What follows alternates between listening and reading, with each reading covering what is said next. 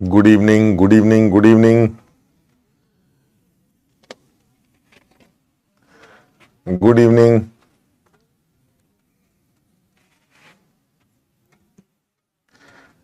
Good evening, good evening, good evening. Mithil, Nishant, Khushi, Mayank, Garv, Bhavna, Sanya, Vijendra, Ankit, तन्मय।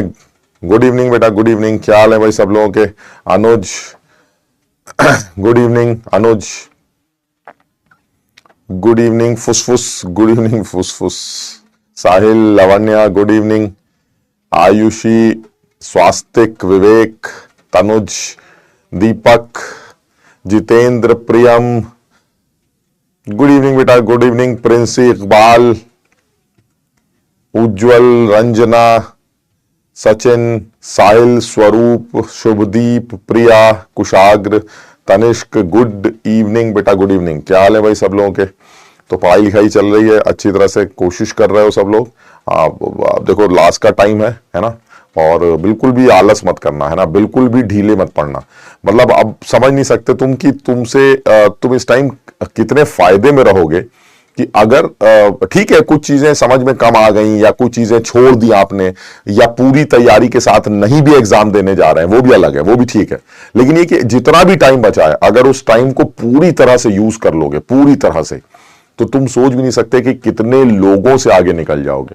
मतलब ये वो टाइम है जिस टाइम पर लोग अपनी परसेंटाइल को बहुत ज्यादा बढ़ा सकते हैं, अगर वो फुल स्विंग के साथ पढ़ाई करते हैं, मतलब पूरी जान लगा के पढ़ाई कर लें। भले ही हो सकता है सर मुझे ये चैप्टर नहीं आता मैं छोड़ दूंगा, मुझे वो नहीं आता मैं वो भी छोड़ दूंगा, मैं ये कम कर पा रहा हूं, ये कम कर पा रहा हूं, इसमें से सिर्फ इतना सीख के आऊंगा, इसमें से सिर्फ इतना करके आऊंगा, वो सब चलेगा। लेकिन ये कि एक मिनट या एक सेकंड की भी मक्कारी मत करना, क्योंकि मैं तुम्हें बता नहीं सकता इस टाइम पर बहुत सारे लोगों के हालात खराब होते हैं। एक तो ये फेस्टिवल सीजन चलता है ना, तो इसमें दुनिया भर के ये त्योहार वो त्योहार, उसके बाद फिर उसके बाद फिर उसके बाद फिर उसके बाद लाइन लगी रहती है। तो अब तुम जिस तरह से तुम्हें लगता है उस तरह से बहुत सारे लोगों को लगता है। तो मेरा अपना मानना यही है कि इस टाइम पर जरा सा भी मक्कारी मत करना। अगर थोड़ी सी भी मक्कारी करोगे तो पीछे रह जाओगे, क्योंकि कुछ लोग जो हैं वो तो दौड़ते हैं, कुछ लोग दौड़ते हैं। मतलब आप क्योंकि वो अभी दौड़ना शुरू करते हैं, तो जो लोग अभी दौड़ना शुरू करते हैं उनके अंदर एनर्जी रहती है, और जब उनके अंदर एनर्जी रहती है तो फिर वो दौड़ते रहते हैं, अपना सोचते हैं कि भाई चलो अभी इतना ही कर लेते हैं। लेकिन कुछ लोग पहले से पढ़ रहे होते हैं, और जो लोग पहले से पढ़ रहे होते हैं तो उनको वॉइस क्रैक नहीं कर रही है, वॉइस आई ऐसी रही है। अब मेरी वॉइस निकल ही ऐसी रही होगी, क्रैक क्या कर रही। वॉइस जो है वो थोड़ी सी फटी फटी निकल ही रही है यार।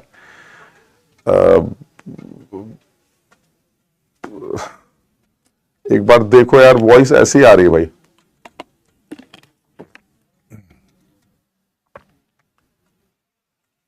हाँ वो वॉइस कुछ ऐसी निकल के आ रही है, फटी फटी नहीं है, वो फटी फटी निकल रही है, पता नहीं, समझो बात को। धीरे धीरे करके हो सकता है सही हो जाए, लेकिन हाँ मैं ये कहना चाह रहा था कि लगे रहो यार, है ना, कोशिश करते रहो, बिल्कुल बिल्कुल। मतलब आप सोचिए मत कि अब क्या करना है, कैसे होना है, बस लगे रहिए। आप देखेंगे आपको बहुत फर्क पड़ जाएगा, बहुत फर्क पड़ जाएगा। परसेंटाइल अगर किसी की मान लीजिए 70 परसेंटाइल आने वाली थी, तो आप समझ लीजिए इस मेहनत करने से अपनी परसेंटाइल को 20 परसेंटाइल 25 परसेंटाइल बढ़ा देगा। क्यों? उसका रीजन भी है, क्योंकि आप समझ रहे बात को, पेपर ऐसा है, सामान ज्यादा नहीं चाहिए, नॉलेज बहुत ज्यादा नहीं चाहिए, काम काम की बातों से भी काम चल सकता है। तो अगर आप कोशिश करेंगे तो ये हो जाएगा। ठीक है ना? तो चलिए कोशिश करते हैं और मेहनत करते हैं। तो लास्ट क्लास में हम लोगों ने हाँ लास्ट क्लास में हम लोगों ने हाइड्रोलिसिस के बारे में बातें की थी, उसके बाद फिर हमने बफर सोल्यूशन के बारे में बात की थी। तो अल्टीमेटली बफर में यही निकल के आया था। आ,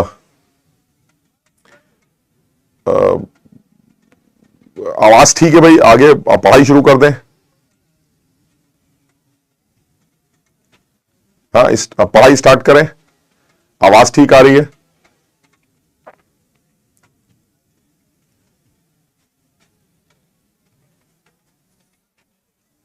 अच्छा एक मिनट रुकना जरा।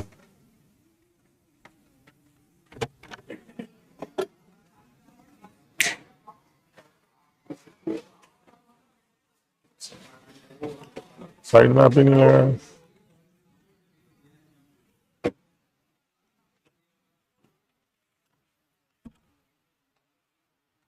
हाँ, स्लाइड मैप नहीं है अभी, रुक जाओ, स्लाइड मैप लगवाते हैं।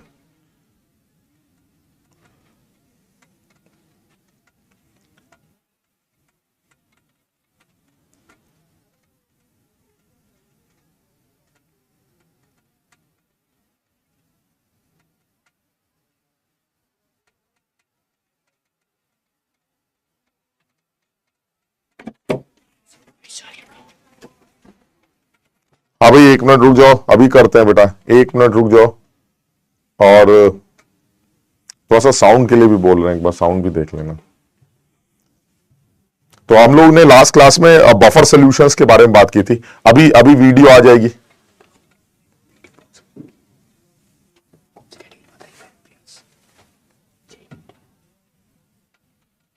दो बैच है इसमें, एक ये वाला और एक ये वाला।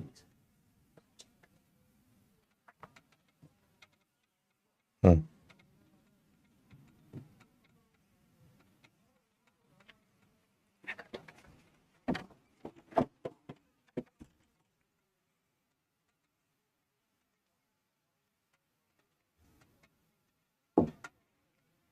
हाँ, तो अब देखो, एक बार आवाज भी सही हो जाएगी अभी। और लास्ट क्लास में, नहीं भूत नहीं बे, भूत नहीं, मैं ही बोल रहा था, बट ये कह रहा भूत। हाँ, तो मैं ये कह रहा था, लास्ट क्लास में हम लोगों ने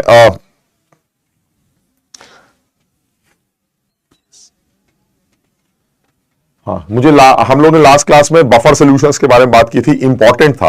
और हम लोगों ने ये डिसाइड किया था कि बफर सॉल्यूशंस एक ऐसे सॉल्यूशंस होंगे, हालांकि कई सॉल्यूशंस बफर जैसे दिख रहे थे, बट बात क्योंकि अच्छे बफर की करनी थी, तो अच्छा बफर सॉल्यूशन वो सॉल्यूशन था जिसमें वीक एसिड अपने कॉन्जुगेट बेस के साथ प्रेजेंट हो। यानी अगर मैं लास्ट क्लास का थोड़ा सा रिकैप करूं, तो मुझे जो समझ में आ रहा है वो ये कि अगर मैं एसिडिक बफर सॉल्यूशन की बात करता हूं, एसिडिक बफर्स की बात करता हूं, तो एसिडिक बफर सॉल्यूशन वो सॉल्यूशन होगा, अगर एसिडिक बफर सॉल्यूशन की बात करें, तो एसिडिक बफर सॉल्यूशन वो सॉल्यूशन होगा जिसमें वीक एसिड प्रेजेंट होगा, वीक एसिड होगा, और साथ ही साथ उस वीक एसिड का कॉन्जुगेट बेस प्रेजेंट होगा, कॉन्जुगेट बेस प्रेजेंट होगा।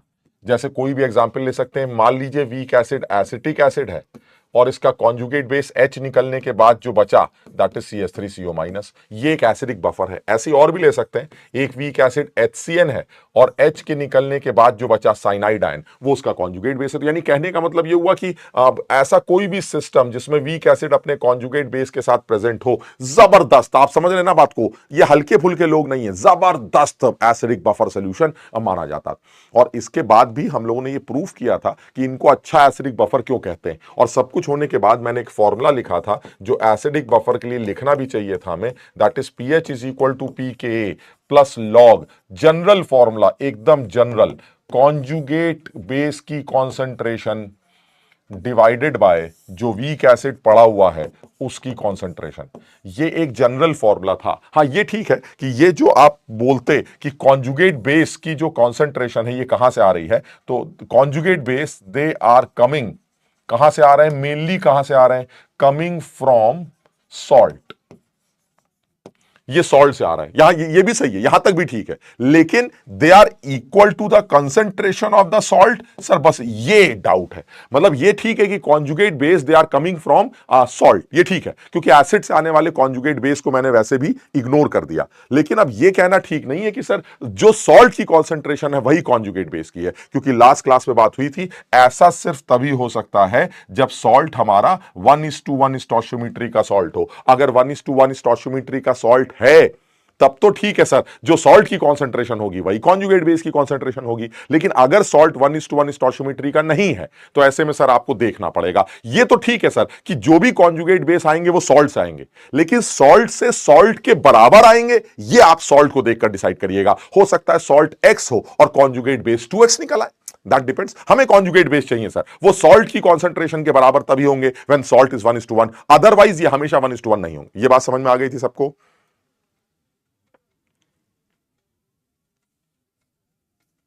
सब लोग को ये वाली बात समझ में आ गई थी? ठीक। अच्छा, दूसरी बात क्या है? दूसरी बात ये कि सर इसी में आप लोगों ने बेसिक बफर के बारे में भी बात की थी, तो चलिए यहीं पर हम, ताकि पूरा बात यहीं खत्म हो जाए, आपने बेसिक बफर के बारे में भी बताया था। और बेसिक बफर क्या था? बेसिक बफर के बारे में सिर्फ इतनी ही बात हुई थी कि बिल्कुल इसी तरह से जैसे आपने एसिडिक बफर याद किया था, उसी तरह से बेसिक बफर था। वीक बेस होना चाहिए और उस वीक बेस का कॉन्जुगेट एसिड होना चाहिए। अगर ऐसा कुछ हो जाए तो ये सिस्टम एक जबरदस्त एसिडिक बफर बनता था, जिसका एक बड़ा सीधा सा एग्जाम्पल था। मान लीजिए अमोनिया सोल्यूशन आपने ले लिया, अमोनिया एक्वस, जिसको आप अमोनियम हाइड्रोक्साइड भी कह सकते हैं, ammonium hydroxide with ammonium ion, ये एक जबरदस्त बेसिक बफर है सर, आप सोच भी नहीं सकते। खूबसूरत बेसिक बफर, जबरदस्त एसिडिक बफर। कोई भी वीक बेस ले लिया जाए, वो अपने कॉन्जुगेट बेस के साथ अगर एसिड के साथ प्रेजेंट हो तो वो एक जबरदस्त बेसिक बफर बन जाएगा। और ऐसे में इसकी पीएच का अगर आप फॉर्मूला, सॉरी पीओएच का अगर आप फॉर्मूला लिखते हैं, तो pOH is equal to P K B plus log concentration of conjugate acid divided by concentration of the weak base जो आप ले रहे हैं। अब फिर वही वाली बात आती है, सर ये जो कॉन्जुगेट एसिड है ये कहां से आएंगे? ये सॉल्ट से आएंगे। दे आर कमिंग फ्रॉम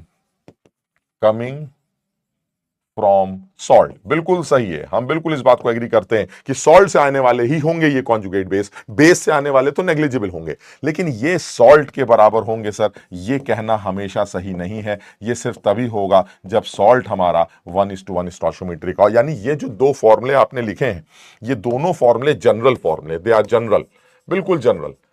ये भी एक जनरल फॉर्मूला है सर। जब भी आपको बेसिक बफर की पीएच का फॉर्मूला निकालना हो तो आप पहले पीओएच निकालिएगा और 14 में से माइनस करके आप पीएच कैलकुलेट कर लीजिएगा। यानी पीएच अगर आप चाहते हैं तो pH is equal to 14 minus pOH, ये आप कैलकुलेट कर लीजिए। लेकिन सर इंपॉर्टेंट बात ये नहीं है, इंपॉर्टेंट ये कि सर ये फॉर्मूला तो जनरल था। आपने जो एनसीईआरटी में सॉल्ट बाय एसिड वाला फॉर्मूला लिखा था या सॉल्ट बाय बेस वाला फॉर्मूला लिखा था, वो क्या था? तो मैं ये सब लोगों को बताना चाह रहा हूं कि सॉल्ट बाय एसिड और सॉल्ट बाय बेस वाला फॉर्मूला सिर्फ तब वैलिड है जब स्टोइचियोमेट्री 1:1 हो। बस इस बात का ध्यान रखना, क्योंकि कहीं ऐसा ना हो कि गड़बड़ सड़बड़ करके हम सब सड़ा दें एकदम। ठीक है, समझ में आ गया सबके?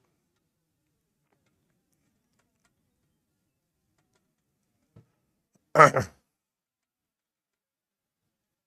नहीं नहीं नहीं नहीं नहीं, एक बच्चा पूछ रहा है सर बफर सोल्यूशन क्या क्वेश्चन में मेंशन होगा?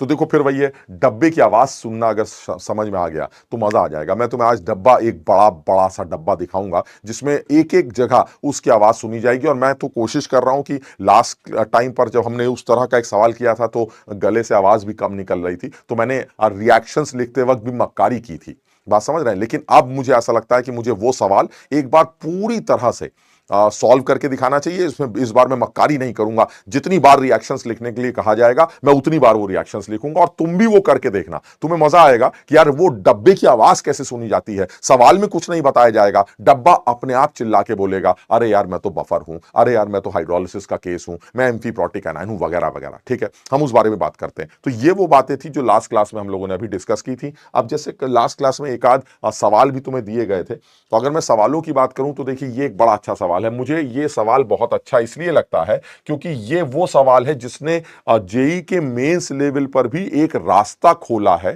कि हम सिर्फ बफर पर ही नहीं, हम बफर की पीएच चेंज पर भी सवाल बनाएंगे अगर मैं उसके अंदर थोड़ा सा एसिड या थोड़ा सा बेस ऐड करूं। मुझे ये सवाल अच्छा लगता है। क्यों मैं कह रहा हूं, अगर आप ध्यान से देखें तो सवाल में कर क्या रहा है, वो कह रहा है भाई बफर सोल्यूशन तो मैं हूं ही, कि ठीक है बहुत बढ़िया है, मैं बफर सोल्यूशन तो हूं ही, और इस बफर को किस तरह से एक्सप्लेन किया गया है? इस बफर को एक्सप्लेन किया गया है ऐसा। कैसे सर? 0.1 मोल मेरे पास अमोनिया का सोल्यूशन है और 0.1 मोल मेरा अमोनियम क्लोराइड है सर। यानी मेरे पास एक बफर सोल्यूशन है जिसमें अमोनियम सोल्यूशन, सब लोग समझ रहे हैं अमोनिया का सोल्यूशन कौन सा सोल्यूशन होगा सर? अमोनिया का जो सोल्यूशन होगा it will be ammonium hydroxide. ठीक है, अच्छा, इस और साथ में मेरे पास अमोनियम क्लोराइड तो पड़ा ही है जिसको आप कॉन्जुगेट एसिड कहते हैं। तो जैसे कि उसने सवाल में भी बोला है कि वीक बेस होना चाहिए और वीक बेस का कॉन्जुगेट एसिड होना चाहिए। सर बहुत बढ़िया सर, आप जबरदस्त बेसिक बफर दिखाई देते हैं। ठीक, अब सवाल यह ही नहीं कि अगर वो कहता है कि बताइए इस बेसिक बफर की पीएच क्या है, मैं अभी निकाल लूंगा। सर आपको कैटायन कॉन्जुगेट एसिड की कॉन्सेंट्रेशन दे रखी है, आपको बेस की कॉन्सेंट्रेशन दे रखी है, आप सीधे सीधे फॉर्मूला लगाकर अपना काम चला लीजिएगा, इसमें क्या दिमाग लगाना है। लेकिन ये नहीं है, वो कह रहा है मैं इसके अंदर थोड़ा सा एसिड ऐड करूंगा। समझिए बात को, मैं इसके अंदर थोड़ा सा HCl ऐड करूंगा। तो अब इसका मतलब यह हुआ, जो बच्चे इस बात को जानते हैं कि किसी बेसिक बफर में H+ के एडिशन से क्या होता है, वही ये सवाल कर पाएगा। और कल मैंने ये तुम्हें लिख के बताया था कि कल मैंने इस बारे में बात की थी, जिसमें ये चीज तुम्हें समझाई भी गई थी कि किसी भी एसिडिक बफर में किसी एसिड को ऐड करने से क्या होता है और किसी बेस को ऐड करने से क्या होता है, किसी बेसिक बफर में एसिड को ऐड करने से क्या होता है और बेस को ऐड करने से क्या होता है। अब आप ये बताइए, अगर मैं आपको ऑलरेडी बता चुका हूं कि मेरे पास एक ये सॉल्यूशन है NH4OH का और NH4Cl दैट इज NH4+। अब मुझे ये बताइए, अगर ये मेरे पास बेसिक बफर है और मैं इसके अंदर किसी एसिड को ऐड करता हूं, तो जल्दी से मुझे बताओ एसिड को ऐड करने से क्या होगा। सर एसिड अगर ऐड करेंगे तो बेस उसके साथ रिएक्ट करेगा। इसका मतलब यह हुआ कि NH4OH जो है, ये NH4OH ये रिएक्ट करने जा रहा है, यानी NH4OH जो है वो रिएक्ट करेगा H+ के साथ। यानी जो रिएक्शन है वो ये है, बेस ऊपर से डाले गए H+ के साथ रिएक्ट करेगा और वो अमोनियम आयन बनाएगा और साथ में H2O बनाएगा। सर ये रिएक्शन हो रही, ठीक है। अच्छा, इसका मतलब ये हुआ सर अमोनियम हाइड्रोक्साइड था कितना, 0.1 मोल, और अमोनियम आयन कितना है, वो भी 0.1 है। इसका मतलब ये हुआ सर ये 0.1 है और ये भी 0.1। अगर आपने इसके अंदर H+ डाला तो क्या होगा, और कितना H+ डाल रहे हैं आप इसके अंदर H+ डाल रहे हैं 0.02। क्या तुमने मोल कॉन्सेप्ट पढ़ा है? हाँ सर मोल कॉन्सेप्ट पढ़ा है। ये दोनों आपस में रिएक्ट करेंगे तो ये 0.1 माइनस 0.02 बचेगा, ये लिमिटिंग रिएजेंट होगा और ये 0.1 प्लस 0.02 बन जाएगा। बताओ मेरी बात सबके समझ में आ रही है? यानी ये वो सिचुएशन है जब आपने HCl डाला और ये है आपकी फाइनल सिचुएशन जो आपको बर्तन में नजर आई। तो किसके कितने कितने मोल होंगे, 0.08 मोल अमोनियम हाइड्रोक्साइड के बचेंगे और 0.12 मोल आपके अमोनियम आयन के बनेंगे। और कल मैंने बताया था कि अगर किसी बेसिक बफर में H+ डाला जाता है तो जो हमारा बेस होता है वो उतने ही अमाउंट से घट जाता है और जो मेरा कॉन्जुगेट एसिड होता है वो उतने ही अमाउंट से बढ़ जाता है। यानी 0.02 अमाउंट से ये घट जाएगा और 0.02 अमाउंट से ये बढ़ जाएगा। ये देखिए 0.1 की जगह 0.12 हो गया और 0.1 की जगह 0.08 हो गया। बात सही है? तो इसका मतलब है अब आपका बफर कैसा दिखता है? सर मेरा बफर ऐसा दिखता है। अब आप बफर का फॉर्मूला लगा देते हैं, क्या होगा sir, POH is equal to PKB plus log conjugate acid की कॉन्सेंट्रेशन। याद है बेसिक बफर का फॉर्मूला, कॉन्जुगेट एसिड की concentration that is 0.12 divided by volume, और वॉल्यूम दोनों तरफ आएगा, मतलब ऊपर भी आएगा और इसकी कॉन्सेंट्रेशन में भी वॉल्यूम आएगा, तो वॉल्यूम तो कैंसिल हो जाएगा। सर यहां तक पहुंचेंगे। अब आप बताइए क्या क्या दे रखा है। सर PKB की वैल्यू दे रखी है, चलिए बहुत बढ़िया। POH मैं निकाल लूंगा, है ना, मुझे PH ही निकालनी है, ठीक है, POH में निकाल लूंगा तो ये वैल्यू आ जाएगी कितनी, 4.745 प्लस लॉग ऑफ 3/2। तो सर ये तो ठीक है सर, इसको कैलकुलेट किया जा सकता है, एज सच कोई बहुत मुश्किल काम नहीं है। यानी यहां से अगर मैं POH की वैल्यू निकालना चाहूं तो यहां से POH की वैल्यू आ जाएगी, POH is equal to 4.745 plus log 3 minus log 2। अब ये सब गणित की कहानी है यार, अब इसमें केमिस्ट्री खत्म हो चुकी। log 3 माइनस log 2, चलिए सॉल्व कर लेते हैं। 4.745 प्लस log 3 हमारा 0.477 है और log 2 हमारा 0.301 है, जैसा सवाल में दे रखा है। इसको सॉल्व करेंगे तो आपको POH मिल जाएगा और ये POH की वैल्यू कितनी आ जाएगी, जरा माइनस करके जल्दी से बताओ आप। POH की वैल्यू कितनी आ जाएगी, जो भी आ जाएगी, फिर हम इससे PH निकाल लेंगे। PH is equal to 14 minus POH, ये मेरा आंसर होगा। क्लियर है? सबको समझ में आ रही है वाली बात? बिल्कुल आसान था। मतलब इस सवाल में मुझे इसलिए ये सवाल अच्छा लगता है क्योंकि मुझे उम्मीद नहीं थी, मुझे बिल्कुल उम्मीद नहीं थी कि मेंस लेवल पर वो सीधे सीधे जो बफर के सवाल अब तक पूछा करता था उसमें उसने ऊपर से एसिड या बेस डाल दिया। ये तो कमाल कर दिया, क्योंकि हम लोगों ने कल ही ये बात सीखी है कि किसी भी एसिडिक बफर में, और देखो ऐसा अगर याद नहीं कर रहे हो तो बहुत गड़बड़ है, मैं फिर से बोल रहा हूं, तुम चाहो तो याद करो, कल मैंने लिखा भी था। किसी भी एसिडिक बफर में, एसिडिक बफर की बात कर रहे हैं, किसी भी एसिडिक बफर में अगर आपने ऊपर से थोड़ा सा H+ डाला तो वो H+ कॉन्जुगेट बेस के अमाउंट के साथ रिएक्ट करके कॉन्जुगेट बेस का अमाउंट अपने अमाउंट से घटा देता है और बनता क्या है, कॉन्जुगेट बेस जब H+ से रिएक्ट करेगा तो सर एसिड बनेगा, तो एसिड का अमाउंट उतने ही अमाउंट से इंक्रीज कर जाएगा। यानी अगर आपने H+ का अमाउंट X डाला तो जो कॉन्जुगेट बेस है वो X से घट जाएगा और जो एसिड है वो X से बढ़ जाएगा।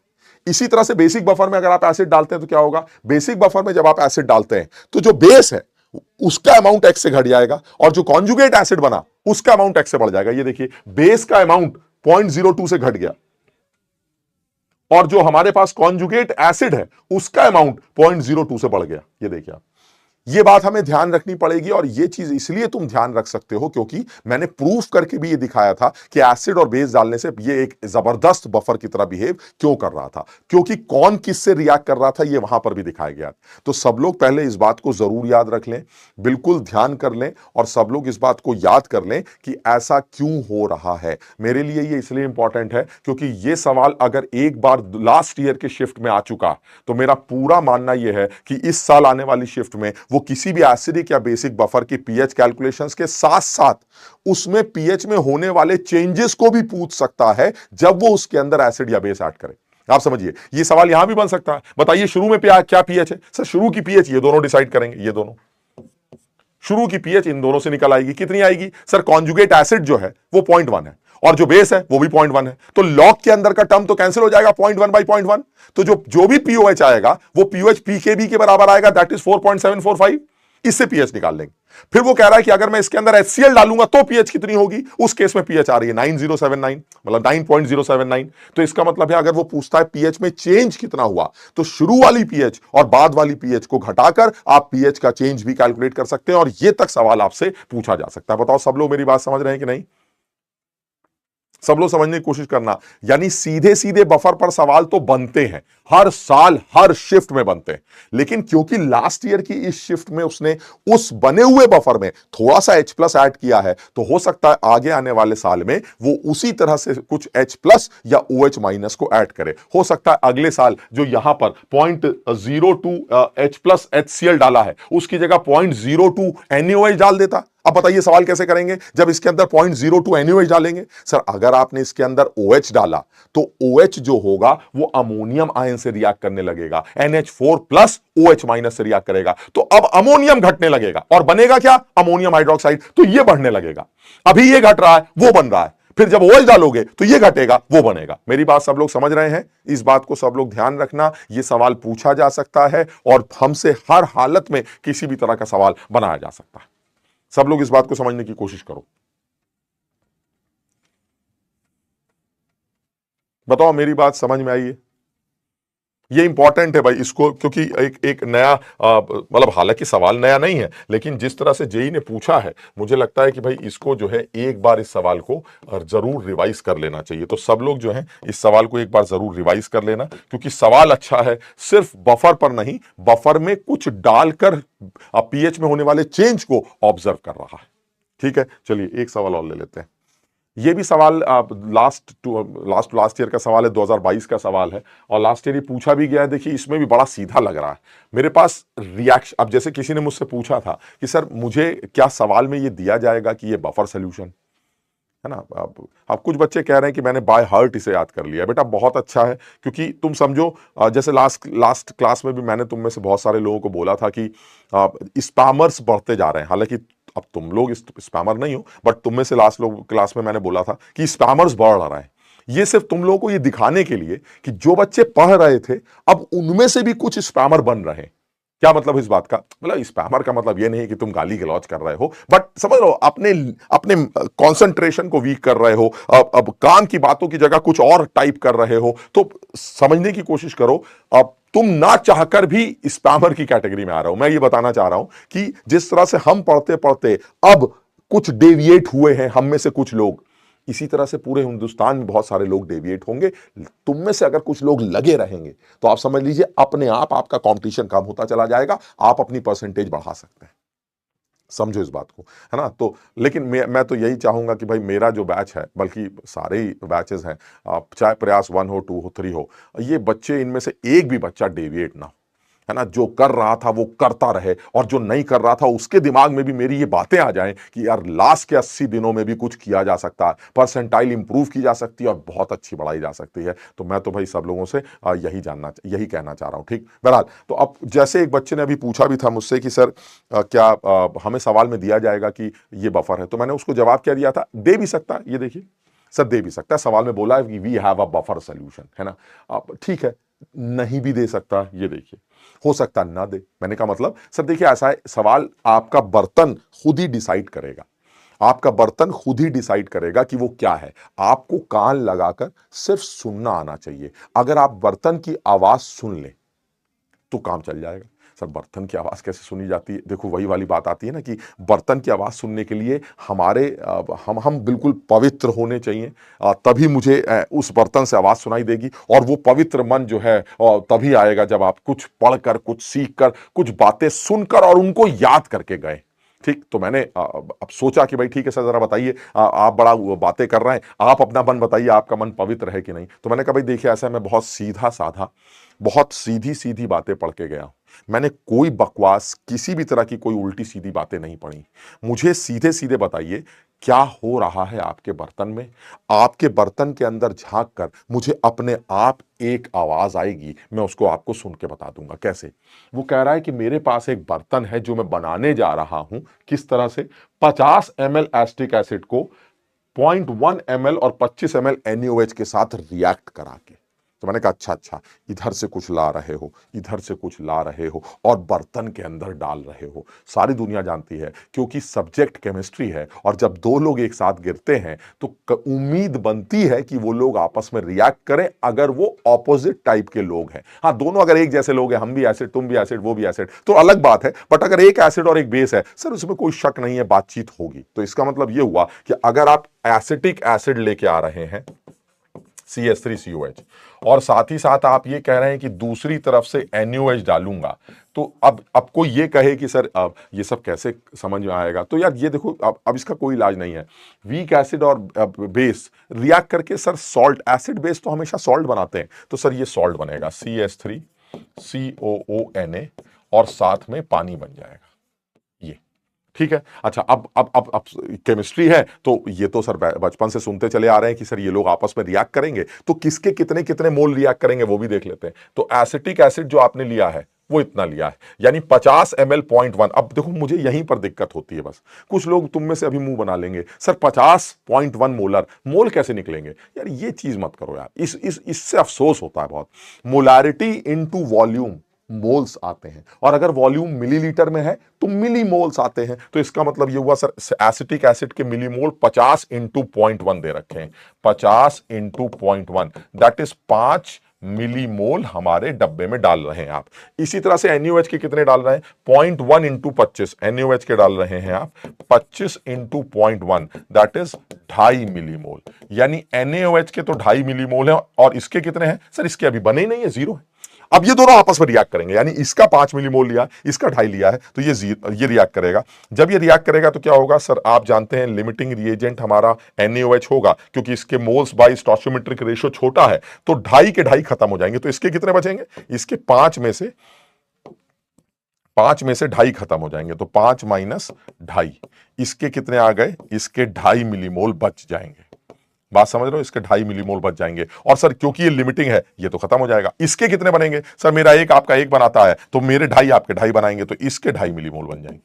अब देखो ये वो चीज है जो तुम में से कुछ लोग ये सोच रहे होंगे कि ये सब कैसे किया आपने। बस मुझे यहां अफसोस है, और मैं उन लोगों से यही कहूंगा कि बेटा थोड़ा सा और मेहनत करो, थोड़ा सा समझो बातों को। जिस टाइम पर मोल कॉन्सेप्ट, सिंपल रिएक्शन बताई जा रही थी, जिस टाइम पर मिली मोल्स के कैलकुलेशन, जिस टाइम पर लिमिटिंग रिएजेंट, जिस टाइम पर प्रोडक्ट की एनालिसिस करवाई जा रही थी, उस टाइम तुम न जाने क्या कर रहे थे यार, समझो। यानी ये 5 मिलीमोल है, ये 2.5 मिलीमोल है, इसके 0 मिलीमोल है। जब ये दोनों रिएक्ट करेंगे तो ये 2.5 मिलीमोल लिमिटिंग रेजेंट है, ये 0 हो जाएगा, 2.5 इसमें से घट जाएगा, तो इसके कितने मिलीमोल बच जाएंगे? ये। अब जो बच्चा मुझसे पूछ रहा था कि सर ये बताइए कि हमें कैसे पता चलेगा कि बर्तन में क्या है, अब जो पढ़ा लिखा है वो इस बर्तन के पीछे जाकर छोटा सा अपना ये कान लगाएगा, समझिए ये कान है, समझ रहे हो? कैसे पता चलेगा? अब उसने बर्तन के पीछे कान लगाई तो सर इधर से ना आवाजें आने लगी ऐसे ऐसे। आवाजें आने लगी। क्या आवाजें आने लगी? आवाजें ये आने लगी कि सर मेरे बर्तन में 2.5 मिलीमोल वीक एसिड है और 2.5 मिलीमोल उस वीक एसिड का सॉल्ट है, यानी कॉन्जुगेट बेस है। दिख रहा है तुम्हें कॉन्जुगेट बेस? यानी मेरे पास वीक एसिड भी बच गया बर्तन में और मेरे पास उसका कॉन्जुगेट बेस बच गया। और कैसे समझोगे? वीक एसिड कॉन्जुगेट बेस के साथ जब भी आता है वो एक बफर सॉल्यूशन ही बनाता है। Now this is a buffer solution because this is weak acid and this is conjugate base, and weak acid plus conjugate base is acidic buffer. समझे बात को? तो इसका मतलब सर ये एसिडिक बफर, और अगर ये एसिडिक बफर है तो अंदर से आवाज आ चुकी है सर मैं एसिडिक बफर हूं। मैंने कहा बहुत बढ़िया, ये लीजिए अपना answer, pH is equal to pKa plus log concentration of conjugate base divided bye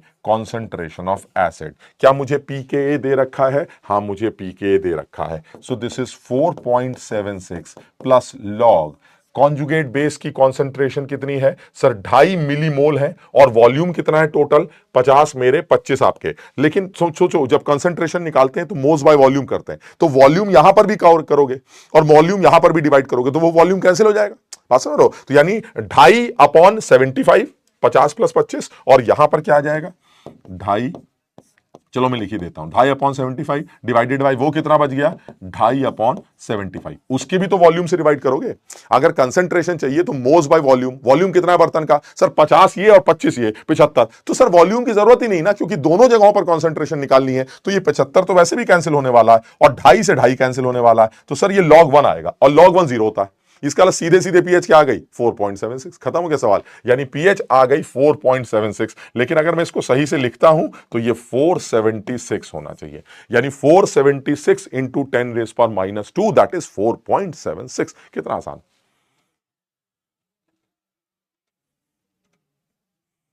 clear है? एक सेकेंड जरा गर्म पानी ले लूं मैं।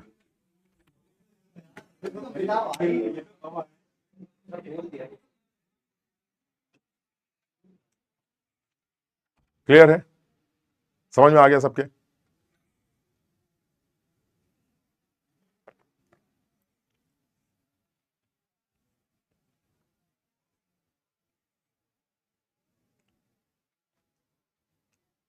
नहीं, सॉल्ट हाइड्रोलिसिस होती, ये सवाल सॉल्ट हाइड्रोलिसिस का भी हो सकता था अगर अगर NaOH भी 50 ml होता। समझिए बात को, क्योंकि अगर NaOH भी 50 ml होता तो 50 इंटू 0.1 ये भी 5 होता और ये भी 5 होता।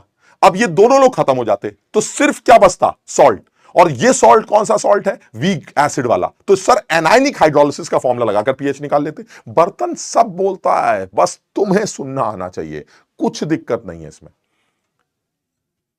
समझ में आ रहा है बात? सबके समझ में आ रहा है?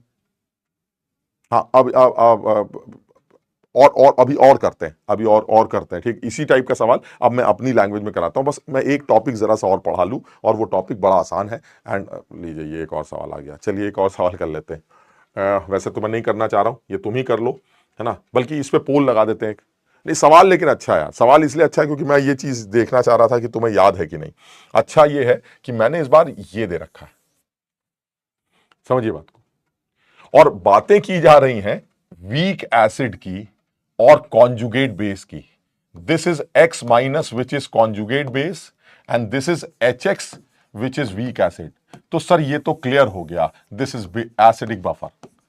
बिल्कुल सीधा sir, this is acidic buffer. Why? Because any weak acid with its conjugate base is known as जबरदस्त एसिडिक बफर। और अगर ऐसा है तो जो पीएच है उसको निकालने का सिर्फ एक ही फॉर्मूला याद कर रखा है, pH is equal to pKa plus log conjugate base divided by acid. ये क्लियर? तो सर चलिए वैल्यू पुट करते हैं। पीके, सर ये क्या बात होती है, एसिड के लिए पीके वैल्यू चाहिए, आपने तो पीके भी दे रखा है। लेकिन मैंने तुम्हें क्या बताया था जरा याद करो, मैंने बताया था कॉन्जुगेट एसिड बेस पेयर के लिए के इंटू के बी KW के बराबर होता है, याद है सब लोगों को। और मैंने यह भी बताया था साथ में कि pKa plus P K B की वैल्यू 14 होती। दोनों बातें सेम, दोनों साइड आप नेचुरल लॉग लेंगे, दोनों साइड आप लॉग बेस 10 वाला लेंगे माइनस लॉग, तो अपने आप ही समझ में आ जाएगा दिस इज माइनस लॉग के विच इज पी के, माइनस लॉग के बी पी के बी, और के डब्ल्यू का पी के लगाएंगे माइनस लॉग लगाएंगे तो 14 आ जाएगा। तो ये मैंने बता रखा है कि अगर आपने पी के बी वैल्यू दे रखी है कॉन्जुगेट बेस की, तो जो एसिड होगा यानी HX होगा, उसका जो पीके होगा वो 14 में से माइनस करके निकाल लिया जाएगा, दैट इज 14 माइनस 4 10। ये सवाल इसलिए अच्छा है क्योंकि है तो ये एसिडिक बफर, और एसिडिक बफर में मुझे चाहिए क्या होता है, एसिडिक बफर में मुझे चाहिए होता है पीकेए, जबकि सवाल में दे रखा है इस एसिडिक बफर के, इस एसिड के कॉन्जुगेट बेस का पीकेबी। और मैंने ये याद कर रखा है कि किसी भी कॉन्जुगेट बेस एसिड पेयर के लिए ये इंफॉर्मेशन बहुत इंपॉर्टेंट मानी जाती है। यानी अगर मान लीजिए HX का के दे रखा है तो आप X माइनस का के भी निकाल सकते हैं, अगर X माइनस का के भी दे रखा है तो आप HX का के निकाल सकते हैं। यानी HX मेरा एसिड है, HX ये मेरा एसिड है, और X माइनस इसका कॉन्जुगेट बेस। तो इस एसिड की के वैल्यू और इस कॉन्जुगेट बेस की केबी वैल्यू का जो मल्टीप्लीकेशन होगा दैट इज के ए इंटू केबी जो होगा वो के डब्ल्यू के बराबर होगा। ये इंफॉर्मेशन मैंने तुम्हें दे रखी। यानी यहां पर क्या है, एक्स माइनस का केबी दे रखा है, जबकि है ये एसिडिक बफर, और एसिडिक बफर में क्या चाहिए होता है के। तो इसका मतलब ये हुआ सर इसके केबी को इसके केबी की मदद से आप पहले के निकाल लाइए, हो गया। यानी pK plus pKb is equal to 14, जिसमें पीकेबी की वैल्यू है 4 है, तो पीके की वैल्यू 10 आ जाएगी। सर ये 10 उठा के रख दीजिए, खत्म हो गया सवाल। This is 10 plus log of conjugate base की कॉन्सेंट्रेशन कितनी है 0.1, log of 0.1 divided by acid की कॉन्सेंट्रेशन कितनी है 0.2, so this is 1/2, so this is 10 minus log 2। बहुत अच्छा और आसान सा आंसर डी, बहुत सारे बच्चे बता रहे हैं, शाबाश। यानी ये सवाल भी अच्छा क्यों है, ये सवाल सिर्फ इसलिए अच्छा है क्योंकि तुम ध्यान रखना, क्योंकि मैंने देखा है कि मेंस में बहुत स्ट्रेट वो के एसिडिक बफर होता है तो पीके देता है। तुमने देखा इससे पहले वाले सवालों में अगर एसिडिक बफर था तो पीके दे रहा था। मैं सिर्फ ये बता रहा हूं कि अगर एसिडिक बफर है तो हो सकता है पीके की जगह उसके कॉन्जुगेट बेस का पीके भी दे दे, तो 14 में से माइनस करके पहले पीके निकाल लेना फॉर्मूले में रखने के लिए, ठीक। इसी तरह से उल्टा भी हो सकता है बेसिक बफर हो और आपको उस कॉन्जुगेट एसिड के केबी के के बारे में दे दे, तो अगर कॉन्जुगेट एसिड का के दे रखा है तो 14 में से माइनस करके जो वीक बेस है उसका पीके भी आ जाएगा, और तब आप बेसिक बफर के फॉर्मूले पुट करिएगा। सब लोगों को मेरी बात समझ में आ रही है? एक आदमी कह रहा है बी आ रहा है 4 माइनस लॉग 2, 4 माइनस लॉग 2। क्यों भाई, हमें पीएच ही तो निकालनी है ना। हाँ पीएच निकालनी है, तो पीएच का फॉर्मूला ये होता है, तुमने पी के भी रख दिया दोस्त, वही तो इतनी, अरे यार इतनी देर से यही तो समझा रहे हैं भाई कि हमें सवाल में पीके नहीं पीके बी दे रखा है, पीके तो तुम आए हो, पीके भी उसने दे रखा है, समझ रहे बात को, ये पीके भी दे रखा है, और एसिडिक बफर के फॉर्मूले में पीके आता है। अब ये बताओ ये एसिडिक बफर है basic buffer? Sir weak acid conjugate base acidic buffer, तो पीके चाहिए, और पीके कहां से आएगा सर, ये 14 में से माइनस करके निकल के आएगा, तो 4 को पहले 14 से माइनस करिए तो 10 आएगा, ये 10 माइनस लॉग 2 आएगा, 4 माइनस लॉग 2 नहीं आएगा। समझ रहे हो बात को? बताइए, एक आदमी इतनी देर से इसी बात पे जोर लगा रहा है, अब ये सब तो पहले से पता था, यही तो एक बात जोर लगानी थी, इसको समझो बात को, समझ में आई बात? चलिए ठीक है सर, अब नेक्स्ट, अब जो भी एक आध सवाल होंगे वो तुमको और करने के लिए दे देंगे, तुम उनको करना। अब मैं आता हूं काम की बात पर। ये क्या है, कलर ही बदल गया यार, ये कैसे कलर है? चलो खैर जो भी है, नेक्स्ट पॉइंट पर आते हैं भाई। इस बफर के बारे में छोटी सी बात और करनी है, अभी हम सवाल करेंगे बड़ा वाला, लेकिन जो एक छोटी सी बात और करनी है वो क्या है। अब देखो सब लोग, 1 मिनट की बात है, ठीक। बफर कैपेसिटी, अब देखो ऐसा लगता है जैसे बफर कैपेसिटी का मतलब है कि एक बफर जो है एक बफर जो है वो एक ऐसा आदमी है जो, उसकी कैपेसिटी क्या है ना। कैपेसिटी मतलब वो कितना ऊपर से एसिड डालो या ऊपर से कितना बेस डालो ताकि वो पीएच चेंज को ज्यादा से ज्यादा रजिस्ट कर सके। हाँ सर, नाम से लग रहा है, बफर कैपेसिटी का मतलब है आपकी पीएच को रजिस्ट करने की ताकत कितनी है, लेकिन अब ये नापी कैसे जाती है ना, तो ये बड़ा मुश्किल हो जाएगा कि 2.0 की यही स्लाइड है। अच्छा, अब यार अब पता नहीं हमने क्या लिखा है, कहां से लिखा है, अब ये सब छोड़ो यार, अपने मतलब की बात करते हैं। तो ये कह रहा है कि आप कितना रजिस्ट कर सकते हैं, आपकी क्षमता कितनी है, कैपेसिटी मतलब क्षमता कितनी है, आप कितनी क्षमता से बफर की तरह बिहेव करते हैं। तो हमने कहा सर आपकी बात समझ में आ रही है, लेकिन इसको डिफाइन भी तो किया जाता होगा, कोई लैंग्वेज भी तो होती होगी। बिल्कुल, अब जरा ध्यान से सुनना। बफर सोल्यूशन आपके पास, ठीक, अगर वो बफर सोल्यूशन 1 लीटर है तो सवाल ये उठता है कि उस 1 लीटर में कितना स्ट्रॉन्ग एसिड या कितना स्ट्रॉन्ग बेस डालूं ताकि उस बफर सोल्यूशन की पीएच में 1 यूनिट का चेंज आ जाए। वो अमाउंट स्ट्रॉन्ग एसिड का या स्ट्रॉन्ग बेस का जो उस बफर सोल्यूशन के 1 लीटर के अंदर 1 यूनिट की पीएच चेंज ला सके, उसे बफर कैपेसिटी कहा जाता है। मतलब सब लोग समझो बात को। हाँ, वही एरोप्लेन को और ट्रेन को रोकने वाला जो हमारा फंडा है, वो पूछना ये चाह रहा है कि बफर वो सोल्यूशन जो है हमारा, वो सोल्यूशन कितना ज्यादा रेजिस्टेंस क्रिएट कर सकता है। तो हमने कहा कि देखिए ये नापा कैसे जाता है। जैसे मान लीजिए 2 सोल्यूशन रखें, अब आपसे पूछा जा रहा बताइए कौन ज्यादा रेजिस्टेंस क्रिएट करेगा। तो ऐसा तो है नहीं सर उसके अंदर डाल डाल के देख लेंगे H+ डाल ना। लॉजिक क्या, लॉजिक ये कि आप एक सोल्यूशन में H+ डालेंगे, तब तक H+ डालेंगे जब तक उसकी पीएच में 1 यूनिट का चेंज ना आ जाए। तो जितना भी अमाउंट आपने HCl का डाला है वो अमाउंट आप नोट करके अलग कर लीजिए, दैट इज बफर कैपेसिटी। यानी द अमाउंट ऑफ HCl और द अमाउंट ऑफ बेस जो कि आप उस बफर के अंदर डालने जा रहे हैं, जो उसकी पीएच चेंज को 1 यूनिट से चेंज कर दे, उस अमाउंट को आप बफर कैपेसिटी बोलेंगे। और लॉजिकल ये है कि जितना ज्यादा आप H+ डालेंगे 1 यूनिट चेंज लाने के लिए, उतनी ही अच्छी उसकी बफर कैपेसिटी होगी। क्यों? क्योंकि अपनी पीएच को वो 1 यूनिट से चेंज करने में ज्यादा HCl खा रहा है। समझ रहे हैं? HCl ज्यादा खाओगे तब जाके 1 यूनिट का चेंज आएगा। अरे मजबूत आदमी हो, और जो ढीले ढाले बफर होंगे वो कहेंगे थोड़ा सा HCl डालो, हमारी पीएच में 1 यूनिट का चेंज आ जाएगा। वो कमजोर बफर माने जाएंगे, उनकी बफर कैपेसिटी कम होगी।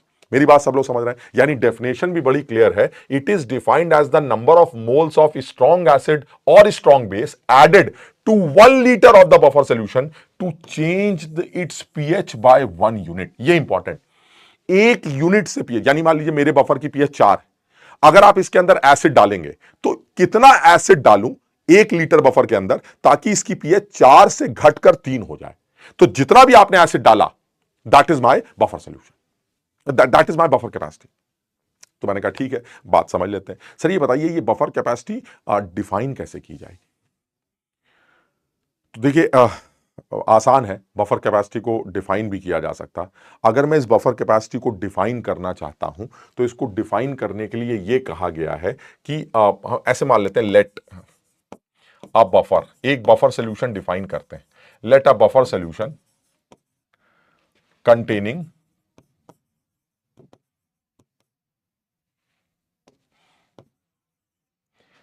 B moles of salt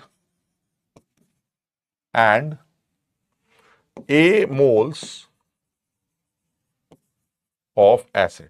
ये मेरा बफर सोल्यूशन, समझ रहे हो बात को? एक वीक एसिड है A मोल, और हमारे पास उस वीक एसिड का कॉन्जुगेट बेस है, सॉल्ट से मिल जाएगा B मोल।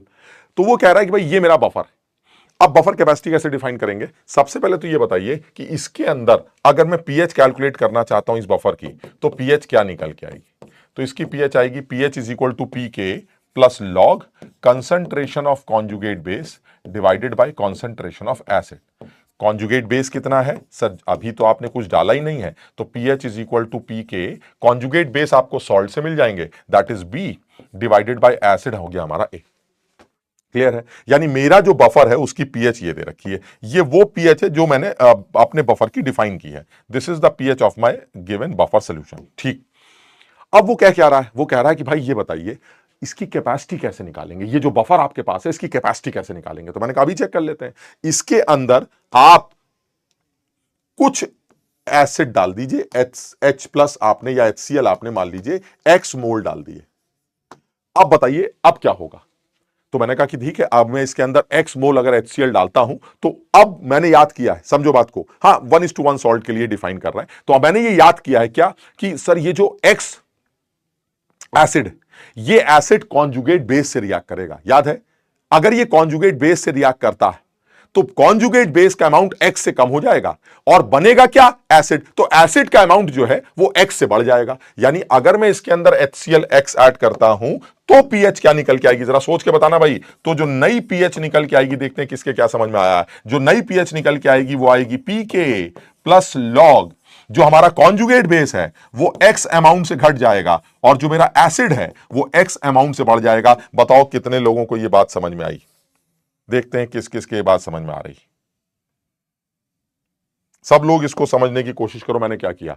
मतलब मैं ये कह रहा हूं कि after addition of x moles of HCl, जैसे ही आप स्ट्रॉन्ग एसिड डालते हैं, हमने पढ़ा था कॉन्जुगेट बेस जो होगा, जो कि B मोल, वो x से घट जाएगा और जो एसिड बनेगा वो x से बढ़ जाएगा। एसिड पहले से कितना पड़ा है, A, तो A प्लस एक्स नया एसिड होगा और B माइनस एक्स हमारा पुराना एसिड सॉल्ट होगा। क्लियर है ये? शाबाश। अब करना क्या है, करना यह है कि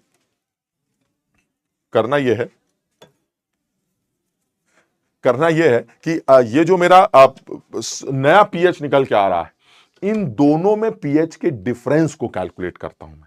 ठीक, तो चलिए मैं पीएच के डिफरेंस को कैलकुलेट करता हूं। तो पीएच का डिफरेंस कितना निकल आएगा, ऑब्वियस है एसिड डालने से पीएच घटती है, तो इसका मतलब ये हुआ अगर मैं डेल्टा पीएच निकालना चाहता हूं, डेल्टा पीएच, तो डेल्टा पीएच आएगा शुरू वाले पीएच में से बाद वाला पीएच माइनस कर देते, क्योंकि पीएच घट रहा है ना, तो इसका मतलब शुरू वाला ज्यादा होगा बाद वाला कम होगा। तो ये मेरा डेल्टा पीएच आएगा। तो शुरू वाला पीएच कितना है, pKa plus log B by ए।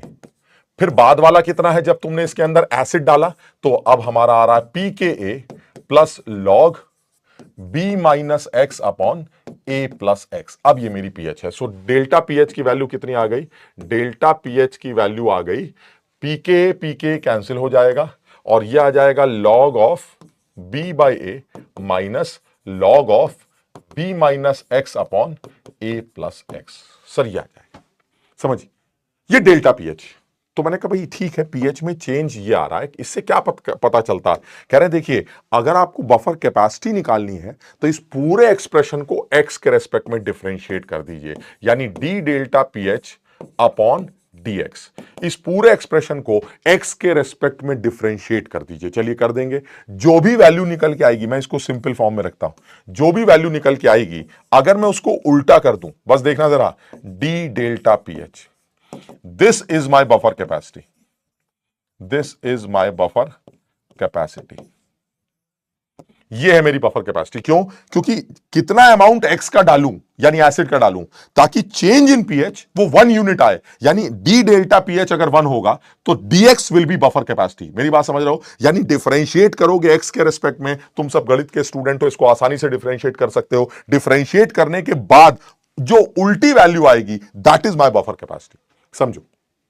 और वो जो उल्टी वैल्यू निकल के आ रही है वो उल्टी वैल्यू मेरे पास है और वो उल्टी वैल्यू निकल कर आती है ये, यानी d delta x dx upon d delta pH, ये हमारी वैल्यू है जो फाइनली इस वैल्यू से निकाली जा सकती है। This is my buffer capacity. Assuming x is very small as compared to a and b, आप इसको सॉल्व करके सिंप्लीफाइड फॉर्म में ये लिख सकते हैं। सो इसका मतलब ये हुआ कि जो हमारी बफर कैपेसिटी आ रही है, जो हमारी बफर कैपेसिटी निकल के आ रही है, वो बफर कैपेसिटी सिंप्लीफाइड फॉर्म में through 2.303 AB upon A plus B निकल के आ रही है। और मेरे ख्याल से गणित के स्टूडेंट इस बात को जानते हैं कि AB upon A plus B वो will be maximum only when A is equal to B। क्या ये बात गणित के सारे बच्चे जानते हैं?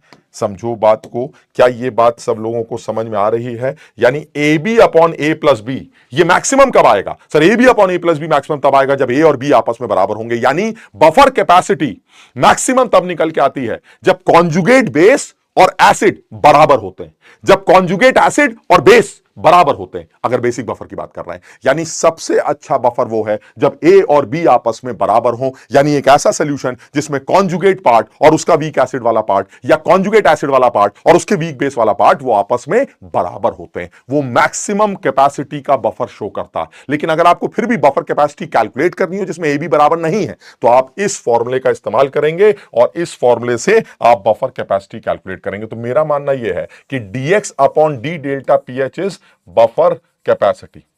This is buffer capacity. और सब लोग जरा समझने की कोशिश करना क्यों ये बफर कैपेसिटी है। अमाउंट ऑफ एसिड और base added to change the pH by 1 unit. समझो, यानी अगर इफ दिस डेल्टा पीएच का डी ये 1 है, तो जो भी डीएक्स आएगा दैट इज अमाउंट जो आपने डाला, and that should be buffer capacity. यानी ये 1 लाने के लिए जितना भी डीएक्स डालते हैं it is known as buffer capacity, and this is after differentiation you get 3.303 a plus x B minus x upon A plus B, जिसका सिंप्लीफाइड वर्जन अगर एक्स बहुत छोटा है तो 2.303 A B upon A plus B के बराबर होता है। और ये मैक्सिमम कब आता है? जब ए और बी आपस में बराबर होते हैं। यानी अगर मुझसे कहा जाता है कि एक बफर ये है और एक बफर ये है, आप बताइए किसकी बफर कैपेसिटी ज्यादा है, तो जिस जगह पर ए बी बराबर होगा उस जगह पर बफर कैपेसिटी आपकी ज्यादा निकल के आने वाली है। और अगर दो सॉल्यूशंस ऐसे हैं जिसमें ए बी बराबर दे रखे हैं, तो ऐसे में आप इस इक्वेशन का इस्तेमाल करके बफर कैपेसिटी चेक कर लीजिएगा। जहां पर यह वैल्यू बड़ी निकल के आती है वहीं की बफर कैपेसिटी ज्यादा निकल के आएगी। बिल्कुल आप मान के चलिए ये सवाल, ये जो हम डिस्कस कर रहे हैं, तुम में से कुछ लोग सोच रहे होंगे पता नहीं पागल क्या बोल रहा है, लेकिन एक चीज क्लियर है, ये आप मान के चलिए ये जेई मेंस में 2024 में आयनिक इक्विलिब्रियम का आप जितने भी नए टॉपिक्स हैं उनमें सबसे इंपॉर्टेंट टॉपिक माना जा सकता है, क्योंकि इस कैपेसिटी पर उसने मेंस लेवल पर सवाल थ्योरेटिकल तो हो सकता है बनाया हो कि भाई बफर कैपेसिटी क्या होता है, समझ रहे बात को, लेकिन न्यूमेरिकल वो उसने नहीं बनाया। तो मेरा पूरी उम्मीद लगती है कि ये 2.303 कैसे आया, ये जो लोग डिफरेंशिएशन जानते होंगे वो समझते होंगे बात को कि उसमें क्या किया जाता है। ठीक, तो वो log L N well N आता है ना यार, कुछ समझो बात को, 1/x का ln x होता है, क्या क्या होता है, तो वो जुगाड़बाजी करके उसको लॉग में कन्वर्ट किया है और फिर वो 2.30 आया। तो अरे आप तुम अपने आप कर लेना है, दिमाग मत लगाओ। ठीक, तो बहरहाल उसको छोड़ो, डिफरेंशिएशन वगैरह कहां से आया, सीधी सी बात, this is buffer capacity which is 2.30 A B by A plus B. हर सोल्यूशन की buffer capacity A B upon A plus B से चेक की जा सकती है। जिस सोल्यूशन के लिए A B upon A plus B बड़ा आएगा वो अच्छा बफर माना जाएगा।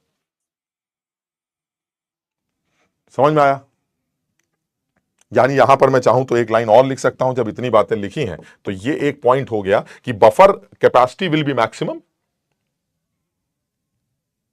नहीं ऐसे नहीं, हाँ, buffer capacity will be maximum when A is equal to B, if, दूसरी बात, इफ टू सॉल्यूशंस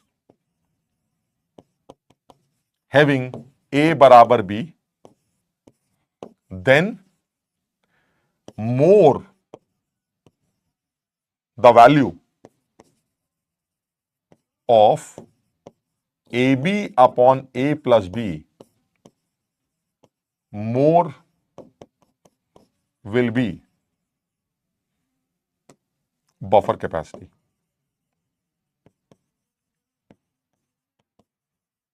समझो बात, यानी अगर दो अलग अलग सॉल्यूशंस में ए और बी बराबर नहीं है तो उसकी कैपेसिटी कम, जिसमें ए बी बराबर है उसकी कैपेसिटी ज्यादा। और अगर दो अलग अलग सॉल्यूशंस है जिसमें ए बी की वैल्यू बराबर है तो ऐसे में A B upon A plus B will be the deciding factor, और वो डिसाइड करेगा बफर कैपेसिटी किसकी ज्यादा है। समझो,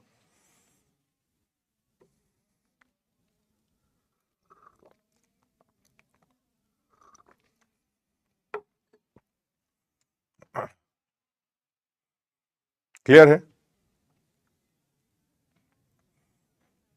नहीं, बेमानी नहीं है, बेमानी यही है कि भाई जनरल फॉर्मूला तो इतना बड़ा है, ये बात समझ लो, लेकिन हम तो मानते हैं ना कि हम हमेशा स्मॉल अमाउंट ऑफ एसिड और बेस ऐड करते हैं, समझ लो, तो इसका मतलब ये हुआ एक्स की वैल्यू ए बी के रेस्पेक्ट में काफी कम।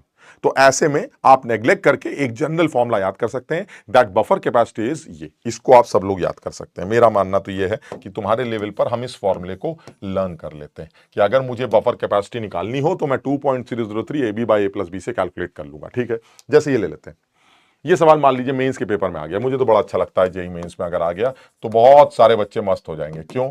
वो इसलिए मस्त हो जाएंगे क्योंकि वो ये पूछ रहा है कि हमारे पास बफर अच्छा कौन सा है। अब ये देखिए दिक्कत क्या है, calculate the buffer capacity better capacity, my God, इसको बफर लिख लो बे, कहां से होगा, इसको बफर ही लिख लो।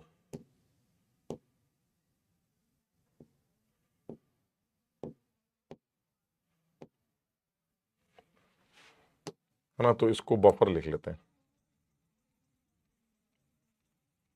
पता नहीं क्या लिखा है।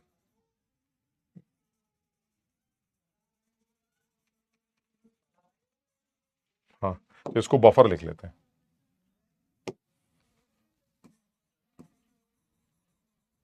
हाँ, तो calculate the buffer capacity of 1 litre of, अब देखो बाकी लोग क्या गड़बड़ करेंगे, सर ये भी देखिए 0.1 एसिड है और 0.1 सॉल्ट है, यानी ए और बी आपस में बराबर। यहां पर भी 0.2 एसिड है और 0.2 सॉल्ट है, सर यहां भी ए और बी बराबर है। तो जिसको नहीं आता है वो बेचारा सवाल नहीं कर पाएगा, और जो पढ़ा लिखा है वो इस बात को जानता है कि हमें क्या करना है। अगर दोनों जगहों पर ए और बी बराबर है तो इस आदमी के लिए A B upon A plus B check करते हैं। कितना आएगा A B upon A plus B?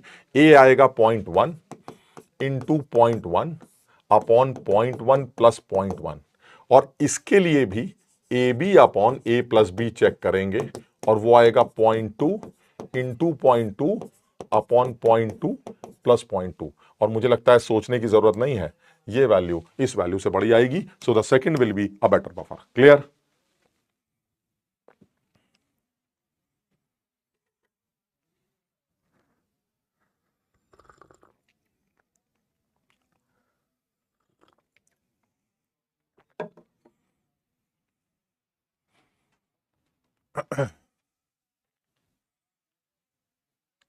अच्छा, विच विल बी, अबे यार ये क्या लिख रखा है अभी, कोई हमें लग रहा है कुछ गड़बड़ हुई है यार, है कुछ गड़बड़ तो हुई है इसमें।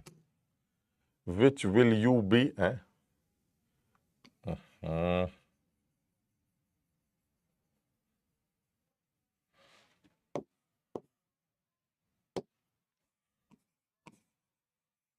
विच विल यू से अ बेटर बफर है। क्लियर है? हाँ, बे को पकड़ लो तुम, है इतनी देर से जो बातें चल रही उससे मतलब नहीं है, ये ए बे तुम्हें ज्यादा समझ में आता है। बहुत बढ़िया, शाबाश। क्लियर है? ये सबके समझ में आ गया। चलिए अब काम की बात करते हैं, यानी बफर का पूरा सिस्टम हमारे लिए आसान है, मुझे बफर पहचानने में आ जाएगा। मैं अभी तुम्हें एक सवाल कराता हूं, उससे और शायद ज्यादा समझ में आ जाए, और उसके बाद डिटेल में इसके बारे में डिस्कशन करते हैं। तो बहुत बढ़िया एक सवाल बनाते हैं जो इस आयनिक के शुरू होने से पहले ही मेरे दिमाग में रहता है कि मैं ये वाले सवाल जरूर करूंगा। तो एक बहुत बड़ा सवाल जो इस पूरे चैप्टर को रिवाइज कर देगा अब तक जो भी हमने किया, उसके बारे में बात करते हैं। और हमने लास्ट क्लास में इसके बारे में बात की भी थी। अब मैं वही सवाल दोबारा लेके आता हूं। ठीक, मेरे पास एक बर्तन, ठीक, इस बर्तन में 100 ml 0.1 मोलर, मैं चाह रहा हूं पहले छोटा सवाल करूंगा ताकि बड़ा सवाल तुम अपने आप समझ पाओ, वो भी तुम्हें करने के लिए दूंगा। 100 ml 0.1 मोलर H2CO3 पड़ा हुआ है। चलिए ठीक ठीक, H2CO3 सारी दुनिया जानती है, दिस इज कार्बोनिक एसिड। इसकी 2 के वैल्यूज होंगे, ये डाई प्रोटिक एसिड है, इसका K1 वैल्यू भी होगा और इसका K2 वैल्यू भी होगा। बिल्कुल सही कह रहे हैं आप। ठीक, अच्छा अब करना क्या है सर? इसका करना यह है कि इस बर्तन के ऊपर, इस बर्तन के ऊपर मैं एक ब्यूरेट लगाता हूं।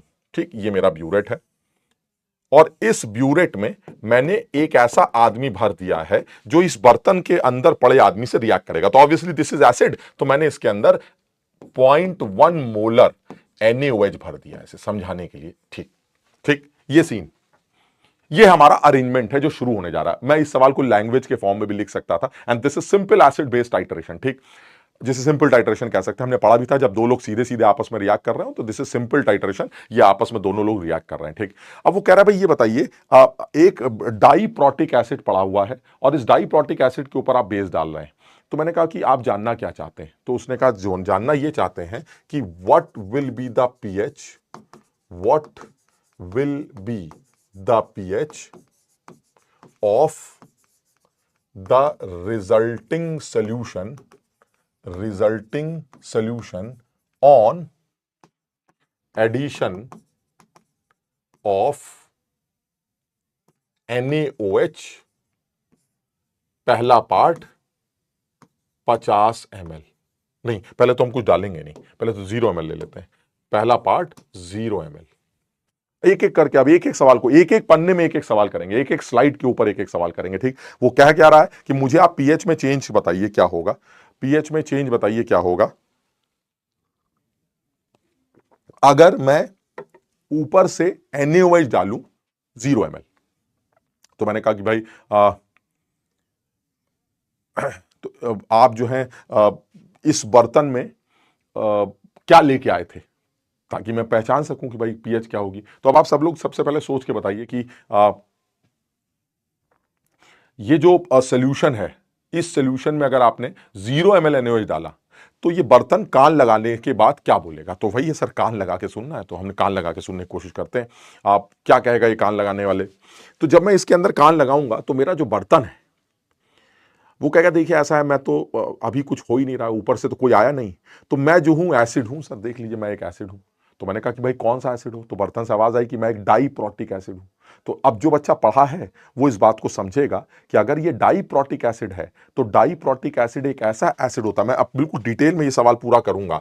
डाइप्रोटिक यानी आपका रिएक्शन शुरू ही नहीं हुआ, आपके पास सिर्फ H3PO4 है, सॉरी ये H2CO3 है, कोई रिएक्शन नहीं हो रहा है सर, आपके पास एक H2CO3 पड़ा है और मैं ये जानता हूं कि H2CO3 एक डाइप्रोटिक एसिड है जो बाइकार्बोनेट आयन और H+ में टूटता है और बाइकार्बोनेट आयन भी फर्दर डिसोसिएट करके H+ और कार्बोनेट आयन बना सकता है इसका, और ये इसका K1 वैल्यू होता है और ये सेकंड डिसोसिएशन इसका K2 होता है।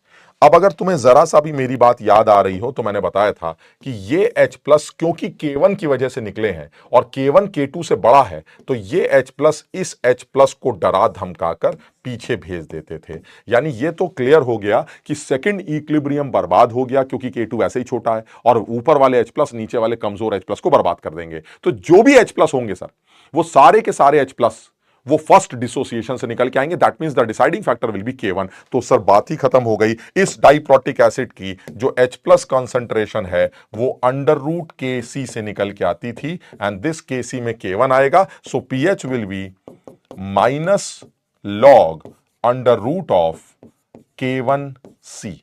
अब सर ये जो आपने काम किया है ये आपको याद होगा, ये बेमानी के बाद किया है और आपने बताया था अल्फा 1 को आपने 1 के रेस्पेक्ट में अगर नेग्लेक्ट किया तो ऐसे में आपका answer minus log under root K1C से निकल आएगा।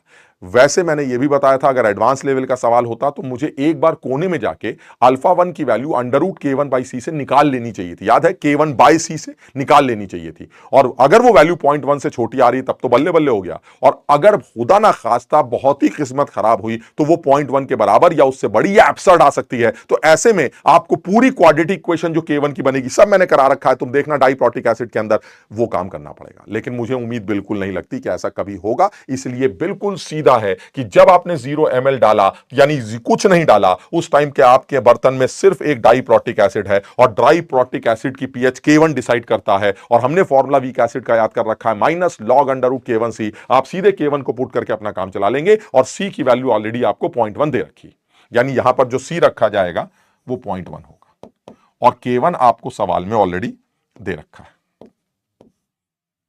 बताओ यहां तक समझ में आ गया?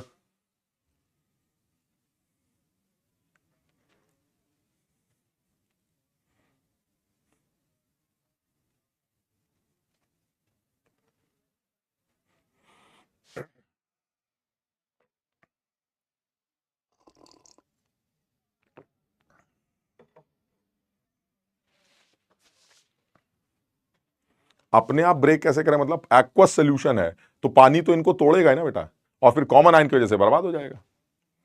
अब ये पुरानी बातें मत करो, अब हमें नहीं पता कैसे ब्रेक करा, ठीक। बहरहाल अब दूसरी बात सर, अब सवाल यहां से शुरू होता है कि अगर आपने 0 ml की जगह 50 ml डाला होता तब क्या होता? ये सेकंड पार्ट आ गया, यानी 50 ml ले सकते हैं 50 ml NaOH, अब क्या होगा? तो मैंने कहा देखिए ऐसा है, मुझे अब ये तो समझ में आ गया है कि नीचे एसिड है ऊपर NaOH डाला जा रहा है, तो सर ये तो कंफर्म है ये मोल कॉन्सेप्ट का सवाल है, एसिड बेस आपस में रिएक्ट करेंगे, ठीक है। तो क्या रिएक्शन होगी? H2CO3 लिया गया है और ऊपर से NaOH डाला जा रहा है, पक्का रिएक्शन होगी और NaOH इसका एक हाइड्रोजन को खा लेगा। हाँ सही है, ठीक। अगर NaOH बच गया तो NaHCO3 जिसके पास अभी भी एक एसिडिक हाइड्रोजन है वो बचा हुआ NaOH इसको भी खाने की कोशिश करेगा और फिर Na2CO3 बना देगा और खेल खत्म हो जाएगा। क्यों? क्योंकि सर अब इसके पास एसिडिक हाइड्रोजन नहीं है। अगर अब भी NaOH बच गया तो रिएक्शन नहीं कर पाएगा। यानी NaOH दो काम कर रहा है, एक H खींचेगा फिर दूसरा H खींचेगा। अगर NaOH कम है तो एक H खींचने की कोशिश करेगा, अगर NaOH अब भी बच गया तो इस दूसरे H को भी खींचने की कोशिश करेगा। यहां तक ठीक है? अच्छा, अब सर वैल्यू बनाते हैं। सर ये बताइए आपके पास H2CO3 कितना दे रखा है? मोल कॉन्सेप्ट ऐसे ही तो करते थे, पहले मोल्स लिखते थे फिर लिमिटिंग रिएजेंट निकालते थे। सर इस H2CO3 के अगर आप ध्यान से देखें तो 100 ml 0.1 मोलर यानी 10 मिलीमोल है। अब मुझको अगर कोई ये कहेगा सर ये मुझे नहीं समझ में आया तो मैं वाकई में समझा भी नहीं पाऊंगा। मोलारिटी इनटू वॉल्यूम आपका 10 है, ठीक। NaOH कितना डाला? 50, इसकी मोलारिटी कितनी थी? 0.1, तो सर इसका मतलब इसके आपने 5 मिलीमोल डाले, ठीक। ये कितना होगा? सर ये 0। अब बताइए क्या होगा? सर रिएक्शन होगी। कौन लिमिटिंग रिएजेंट है? सर NaOH लिमिटिंग रिएजेंट है। इसका मतलब क्या हुआ? सर ये खत्म हो जाएगा। ये कितना बचेगा? समझना जरा बात को, 5, और ये कितना बनेगा? 5। क्या सेकंड रिएक्शन स्टार्ट होगी? सर नहीं होगी। क्यों? सेकंड तब होती जब NaOH ऊपर से बच जाता। सर NaOH तो ऊपर ही खत्म हो गया, इसका मतलब सेकंड रिएक्शन नहीं होगी और आपका बर्तन चीख चीख के ये चिल्लाएगा। अब अगर आपको सुनना आता है तो ठीक है, अगर आप बहरे हैं तो भाड़ में जाइए। आप समझिए मेरी बात को। यानी अब आपका बर्तन क्या कह रहा है? बर्तन कह रहा है मेरे पास H2CO3 के 5 मिलीमोल हैं और साथ ही साथ मेरे पास उस H2CO3 का जो कॉन्जुगेट बेस है, देख पा रहे हो उस H2CO3 का कॉन्जुगेट बेस, इस H2CO3 का जो कॉन्जुगेट बेस है that is bicarbonate ion HCO3 minus, ये भी 5 मिलीमोल है। यानी वीक एसिड भी 5 मिलीमोल है। अब कैसे समझाएं तुमको? और उसका conjugate base, this is conjugate base of this weak acid, ये भी 5 मिलीमोल है। Sir now this is an acidic buffer. बर्तन अपने आप बोलेगा, जो बच्चा मुझसे कह रहा था वो समझे इस बात को। बर्तन अपने आप चीख चीख के कह रहा है कि एक वीक एसिड अपने कॉन्जुगेट बेस के साथ प्रेजेंट है, एक जबरदस्त एसिडिक बफर बनने वाला है। तो मैंने कहा चलिए ठीक है, ये बताइए अगर एसिडिक बफर बनने वाला है तो पीएच कैसे निकलेगी? अरे सर इसमें क्या सोचना है कि जब आप बोल चुके ये एसिडिक बफर बनने वाला है तो पीएच का जो फॉर्मूला होता है वो होता है pK plus log concentration of conjugate base divided by concentration of acid. लेकिन सर मुझे एक चीज समझ में नहीं आती, पीकेए में यहां कौन सा के रखेंगे? एक K1 था, एक K2 था, ये कौन सा के है? अरे भाई H2CO3 और HCO3 माइनस का बफर है, H2CO3 और HCO3 के बफर का तो K1 ही रखा जाएगा। This will be what? This is PK1 plus log 5 में 5 तुम खत्म कर दीजिए, दिस इज PK1। यानी ये बफर है जो कि एसिडिक बफर है और इसकी पीएच की वैल्यू PK1 के बराबर हो। लेकिन इसका ये मतलब नहीं कि हर बफर का आंसर PK1 आएगा। वो तो मैंने 50 ले लिया था, सोचो अगर मैं 40 ले लेता तो क्या होता? सर अगर आप 40 ले लेते तो यहां 5 की जगह 4 होता। अब ये 4 होता 10 4 0 6 0 4, तो उस केस में 4/6 करके आंसर निकाल देते, तब लॉग के अंदर का टर्म आ जाता। भाई कोई कंफ्यूजन तो नहीं है? मेरी बात सबके समझ में आ रही है? मैंने तो ऐसे ही यहां 50 ले लिया ताकि कोई कैलकुलेशन वगैरह की झंझट ना रहे। लो यार 50 की जगह 40 भी ले लेते हैं, है ना, एक पन्ने पे 40 भी ले लेते हैं, नेक्स्ट पेज पे 40 भी ले लेते हैं ताकि कोई कंफ्यूजन ना हो।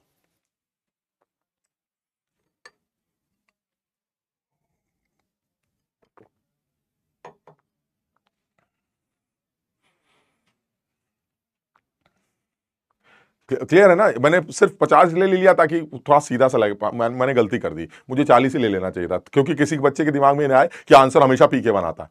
PK1 इसलिए आ रहा है क्योंकि लॉग खत्म हो गया, अगर लॉग खत्म नहीं होता तो आंसर कुछ और आ जाता। क्लियर है ना?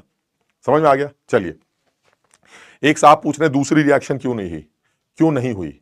अबे दूसरी रिएक्शन होने के लिए तुझे NaOH भी चाहिए था और बाइकार्बोनेट भी चाहिए था। बाइकार्बोनेट तो बन गया, NaOH कहां बचा? NaOH तो ऊपर 0 हो गया ना।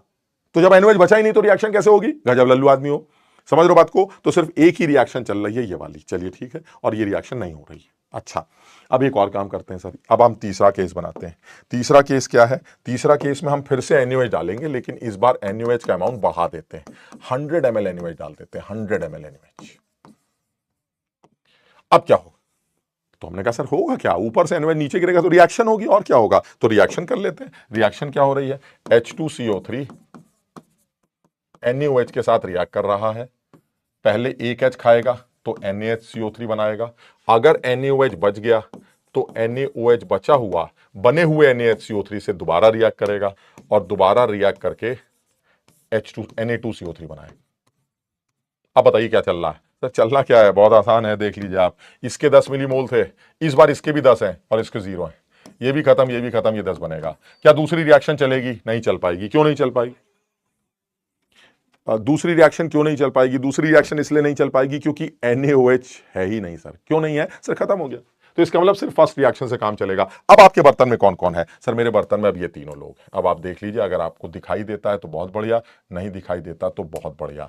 क्या कह रहे हैं ये? सर मेरे बर्तन में अब कौन कौन है? आवाज आ रही है चिल्ला चिल्ला के, मेरे बर्तन में सोडियम बाइकार्बोनेट पड़ा है, पानी के साथ सोडियम बाइकार्बोनेट। मैंने कहा अरे यार, बर्तन में तो सिर्फ सॉल्ट ही है, बर्तन में तो सिर्फ सॉल्ट ही पड़ा हुआ है, और सॉल्ट पानी के साथ हाइड्रोलिसिस करता है। सर इसका मतलब ये हुआ, सर ये तो यहां तक तो मुझे समझ में आ गया कि अब मेरे बर्तन में सिर्फ कौन है? 10 मिलीमोल सोडियम बाइकार्बोनेट, और सॉल्ट जो होगा सर वो भीगा पड़ा टूटा पड़ा होगा। Now this is a case of hydrolysis.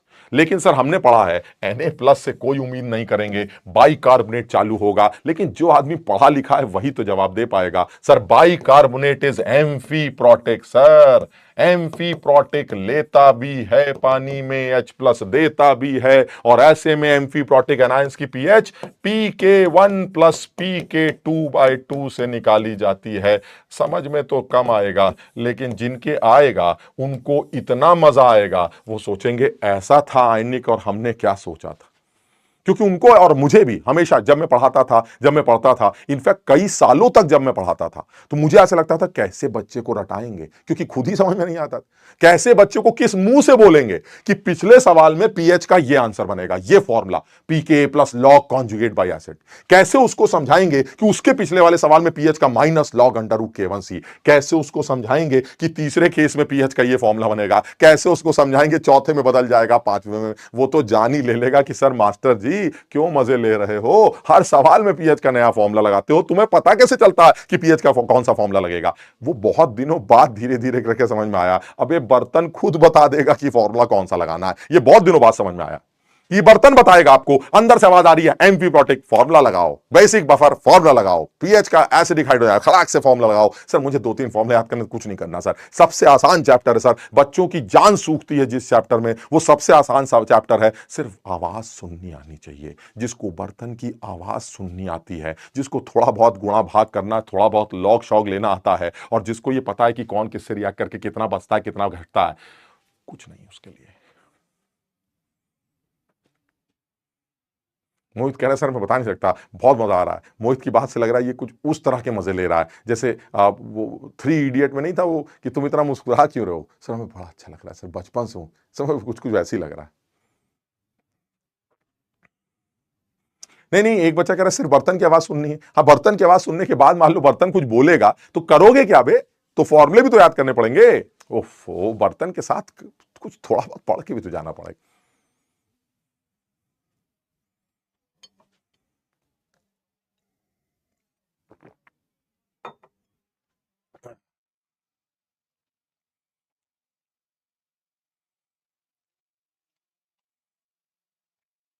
ठीक है, समझ में आ गया। चलिए सर, आप लेकिन सर मुझे समझ में नहीं आ रहा, आप ये 100 ml क्यों गिरा रहे हैं? आप कुछ 120 ml गिरा दीजिए। हमने कहा जो सर तुम्हारा दिल करे दोस्त, तुम जो, आप तो सारी आवाजें सुनने आती हैं, तो जो जना गिरा दो तुम्हें, जो जो तुम्हें गिराना है। चलिए सर कुछ और गिरा देते हैं, इस बार थोड़ा सा अलग गिरा देते हैं। 120 ml गिराते हैं। चलिए 120 ml गिराते हैं। यानी अब मान लीजिए मेरा चौथा सवाल बन रहा है 120 ml NaOH। अब क्या हो?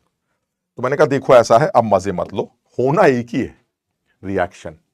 रिएक्शन के बाद जब पूरा सिस्टम स्टेबल होगा तो कान लगा लेंगे, अपने आप पता चल जाएगा। तो चलिए हमने कहा रिएक्शन कर देते हैं। तो एक कह रहा है 121 गिरा दो, नहीं वो कह रहा है 121 बकरे गिरा दो। 121 भी गिरा दो, लेकिन हम बहुत गंदा नहीं करना चाहते। 121 भी गिरा सकते हैं। तुम हमें क्या लल्लू समझते हो? हैं, हमारा टेस्ट ले रहे हो तुम, हम 121 गिरा के भी सवाल कर लेंगे, लेकिन हम सॉल्व नहीं कर पाएंगे क्योंकि इतना लॉग वॉग हमें याद नहीं। समझ रहे हो बात को? तो ये कहना ही चाह रहे हैं कि 120 ml एनीवेज डालेंगे तो क्या होगा। तो मैंने कहा देखिए ऐसा करना, होना कुछ नहीं है, एसिड बेस रिएक्ट करेंगे और कुछ नहीं होगा। तो ये दोनों आपस में रिएक्ट करेंगे। सबसे पहले एक H खा लूंगा, फिर अगर माहौल बचा तो दूसरा भी खाने की कोशिश करूंगा। तो सर ये हमने NaOH डाल रखा है, दूसरी रिएक्शन भी हो सकती है, और Na2CO3 बन सकता है पानी के साथ। ये तो तुम समझ ही रहे हो, पानी तो बनेगा ही। ठीक, तो उसने कहा भाई ऐसा है, अब बताइए रिएक्शन कहां तक चली। तो हमने कहा भी बताते हैं आपको। H2CO3 जो है ये तो फिक्स है सर, ये तो 10 ले रखा है। इस बार ये कितना लिया है सर? 12 लिया है। ये कितना है, ये 0 है सर। इस बार ये लिमिटिंग है, ये 2 बचेगा और ये कितना बनेगा 10। अब बताइए सेकंड रिएक्शन चलेगी कि नहीं? ओ चलेगी, दौड़ेगी सर। कितना NaHCO3 कितना है सर, ऊपर से बन के आ गया नीचे। NaOH कितना बच गया सर, 2 बच गया, 2 नीचे आ गया। ये कितना है 0। अब इनको खेलते हैं सर, 10 इसके 2 इसके, ऑब्वियसली इसके 8 बचेंगे, ये 0 होगा और ये 2 बनेगा। बताओ मेरी बात समझे सर? बर्तन चिल्ला चिल्ला के कह रहा है अब हम ऐसे हैं, अब हम ऐसे हैं, सुन पाओ तो सुन लेना।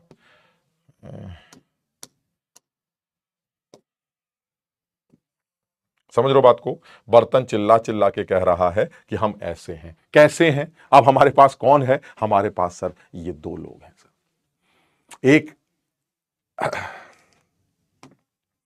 एक ये है सर 8 मिलीमोल। पहचानते हो कौन है? हाँ सर मैं पहचानता हूं, ये है HCO3 माइनस, जो कि H दे सकते हैं। ये सर एसिडिक हाइड्रोजन इसके पास है। समझ रहे बात को? और कौन है सर बर्तन में? और ये है, इसको कहते हैं कार्बोनेट आयन। यानी मेरे बर्तन में इस बार कौन कौन है? मेरे बर्तन में HCO3 माइनस है और कार्बोनेट आयन है। सर मुझे तो ये भी एसिडिक बफर दिखता है। This is also acidic buffer. बर्तन चीख चीख के कह रहा है कि एक वीक एसिड अपने कॉन्जुगेट बेस के साथ प्रेजेंट है। इसमें से H हटाओगे तो क्या बचेगा sir? Carbonate ion. So by carbonate and carbonate, this is again an acid base pair sir. This is again an acidic buffer solution. ये सेकंड एसिडिक बफर सोल्यूशन है सर जो इस बर्तन में दिखाई दे रहा है। बताओ मेरी बात समझे? आवाज सुन पा रहे हो? वीक एसिड कॉन्जुगेट बेस के साथ बफर बनाता है सर। बफर है तो बफर का फॉर्मूला लगा दो, खत्म हो गई बात। बफर का फॉर्मूला लगा देते हैं, pH इज इक्वल टू पीके। कौन सा पीके सर? इस बार pK2 है। pK2 plus log concentration of carbonate कितनी है सर? 2 है। और बाइकार्बोनेट कितना बचा? 8 है सर। क्या इसको सॉल्व करके आंसर निकल आएगा? हाँ सर, वैल्यू दे दीजिएगा, हम सॉल्व कर लेंगे। बताओ मेरी बात सबके समझ में आई?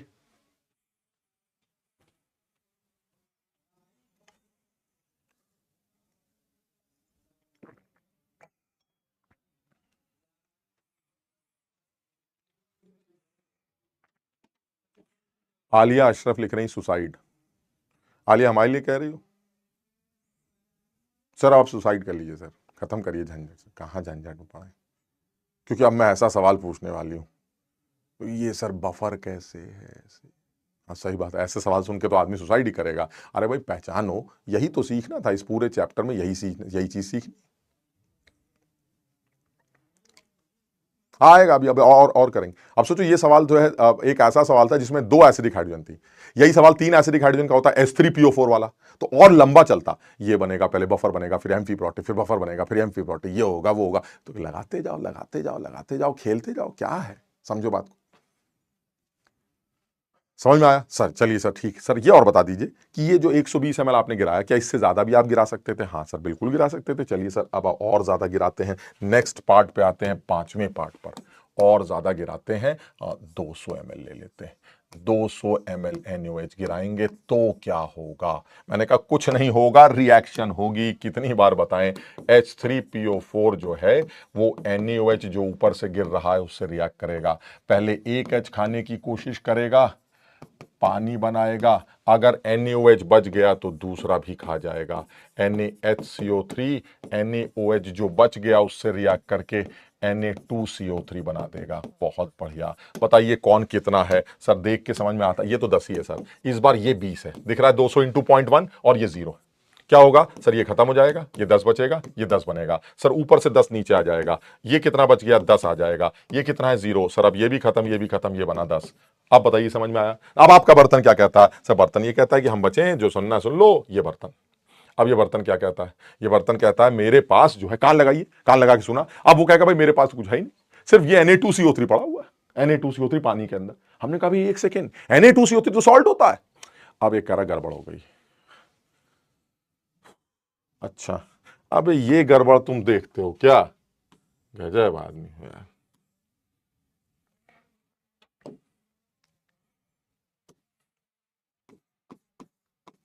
ठीक, तो अब वो कह रहा है भाई ऐसा है, समझो बात को। अब हम जो है Na2CO3 है। हमने कहा Na2CO3 इज अ सॉल्ट, और सॉल्ट जो पानी के अंदर पड़ा है, भीग गया है। जो भीग गया है वो टूट गया है।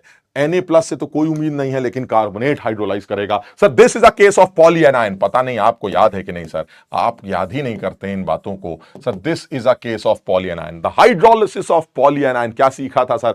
पॉलीएनाइन के हाइड्रोलिसिस में एनाइनिक हाइड्रोलिसिस की ही पीएच का फॉर्मूला लगाइएगा, लेकिन उस वीक एसिड जहां से आया है उसका सबसे छोटा के यूज करिएगा। यानी इस बार जो H+ आएगा वो आएगा जो जो जो जो पीएच आएगा, फॉर्मूला देखिए, पीएच जो आएगा वो कितना आएगा सर? इस बार जो पीएच निकल के आएगा वो आएगा -log√, KW/KA/C, और K जो आएगा वो आएगा K2, सबसे छोटा K वाला K2।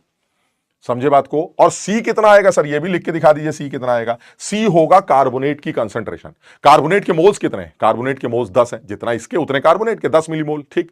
और वॉल्यूम कितना हो चुका है सर? 200 आपने डाला, 100 बर्तन का पहले से था, तो जो कंसंट्रेशन आएगी वो 10/300 आएगी। ये सब लोग ध्यान रखना भाई, this is the concentration of carbonate ion, और कार्बोनेट आयन की कंसंट्रेशन होगी 10/300। बस ये ध्यान रखना।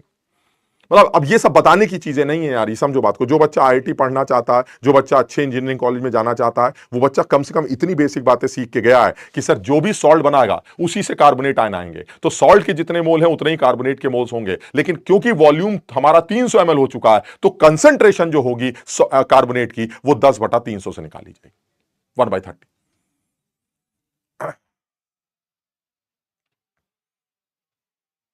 युवराज पूछा सर अब से स्टार्ट कर रहा हूं क्या करूं? युवराज मौसम तो ऐसा नहीं है, लेकिन फिर भी रजाई तान के सो जाओ बेटा तुम। अब क्या बताएं तुम, अब हमसे ये सवाल, इस सवाल का क्या जवाब दूंगा मैं कि सर मैं अब स्टार्ट कर रहा हूं क्या करूं? मैं क्या बताऊं तुम्हें? मतलब इस तरह के सवाल पूछ के क्या जानना चाहते हो? मुझे समझ में नहीं आता, मैं क्या बोलूं तुमको? भाई करना है तो कर लो, नहीं करना मत करो, और क्या बोलूं? समझ में आ रहा है कर लो, नहीं समझ में आ रहा छोड़ दो। और थोड़े दिन और रुक जाते, है ना? मैं ये भी कह सकता, थोड़े दिन और रुक जाते भाई, अचानक न जाने तुम्हें क्या हो गया, थोड़े दिन और रुक जाते बेटा, जो कर रहे थे करते रहते, अब 80-90 दिन और रुक जाते तो तब कर लेते। और क्या बोले?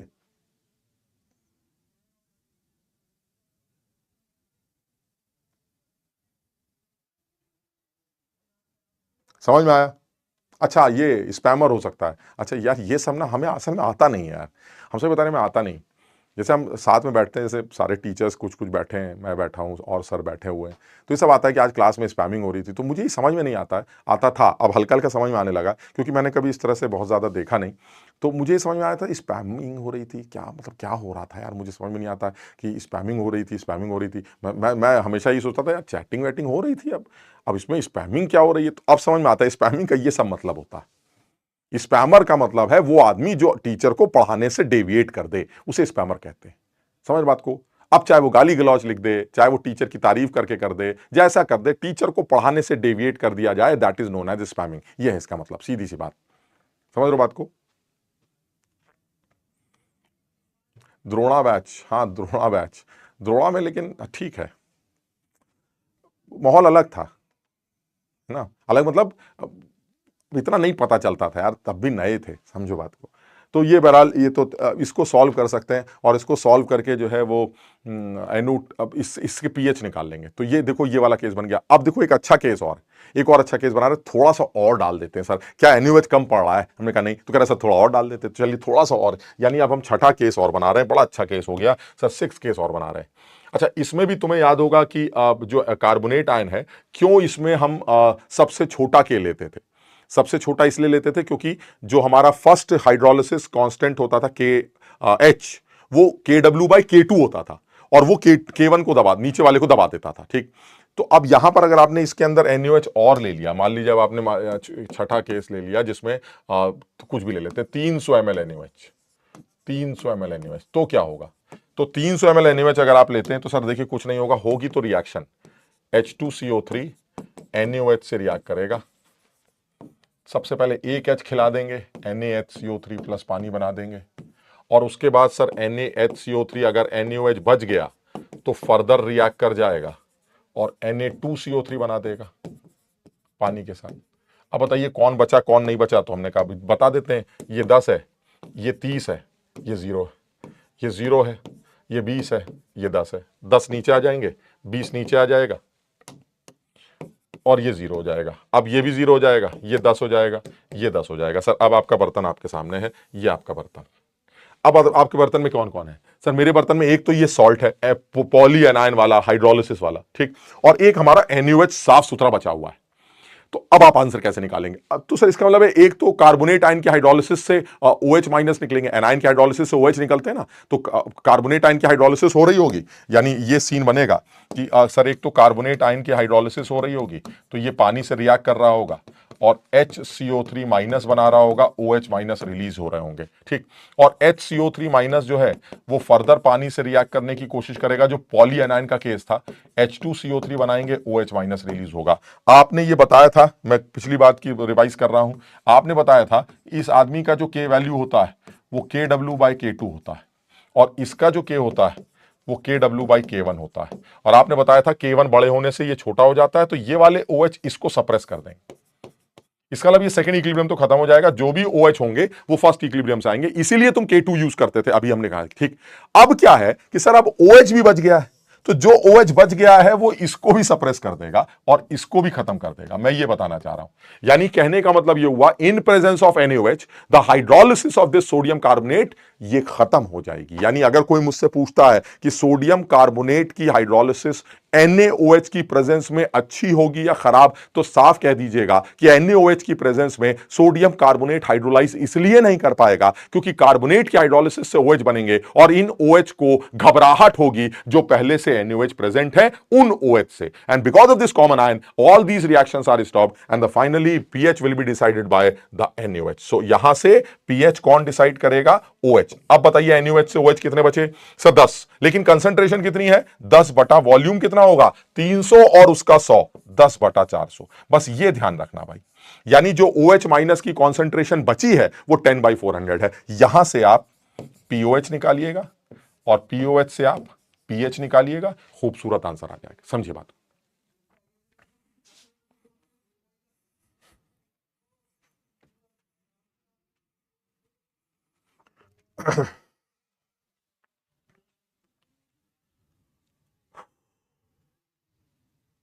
समझ में आया? अब ये अच्छा सवाल था, मतलब ये और ये सवाल अगर तुम्हें समझ में आ गया है तो मैं ये सवाल तुम्हें मैं कराऊंगा नहीं, मैं तुम्हें होमवर्क के लिए दे रहा हूं, आज इतना ही करेंगे। वो तुम घर से करना एक बार। ये बर्तन है, सब लोग इसको करना और एक एक आंसर निकाल के देखना। ये हमारा सोल्यूशन है। अब ये बड़ा हो गया, जो हमने लास्ट क्लास में शुरू किया था, 100 ml 0.1 मोलर H3PO4। अब ये और थोड़ा सा बड़ा हो गया, इसका K1 दे रखा है, K2 दे रखा है, K3 दे रखा है, और मैंने ऊपर से डाला ब्यूरेट में NaOH। ये मेरा ब्यूरेट है और इस ब्यूरेट में मैंने NaOH भर रखा है, 0.1 मोलर NaOH। अब मैं सवाल लिखने जा रहा हूं और तुमसे सिर्फ ये पूछूंगा कि तुम में से कितने बच्चे इस सवाल को कर सकते हैं, हां या ना में मुझे जवाब देने हैं। मैं पोल लगाऊंगा, वोटिंग करवाऊंगा। मुझे पता है सवाल अच्छा है, सारे बच्चे नहीं कर पाएंगे, लेकिन फिर भी तुम कोशिश करना। K1 K2 K3 सब दे रखा है। पहला NaOH डाला जाएगा 0 ml, दूसरा डाला जाएगा, कुछ भी ले लेते हैं, मान लीजिए 40 ml ले लेते हैं, तीसरा है 100 ml,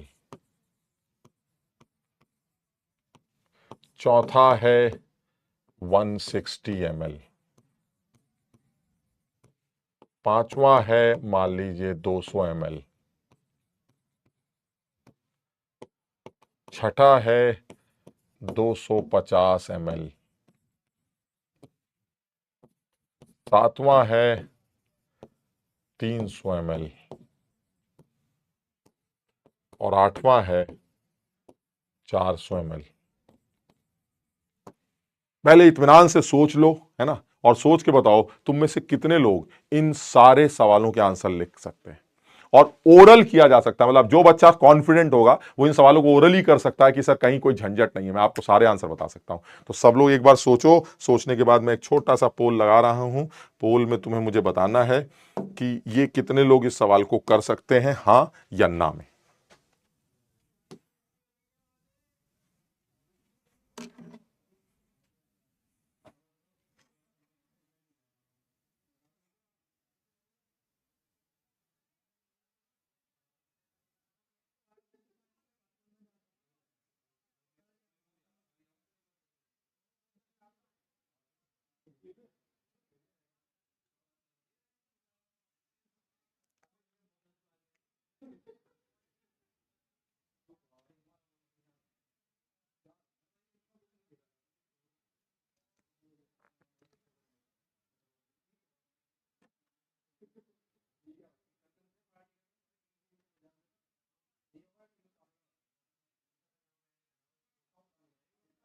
चलिए एक बार चेक कर लेते हैं।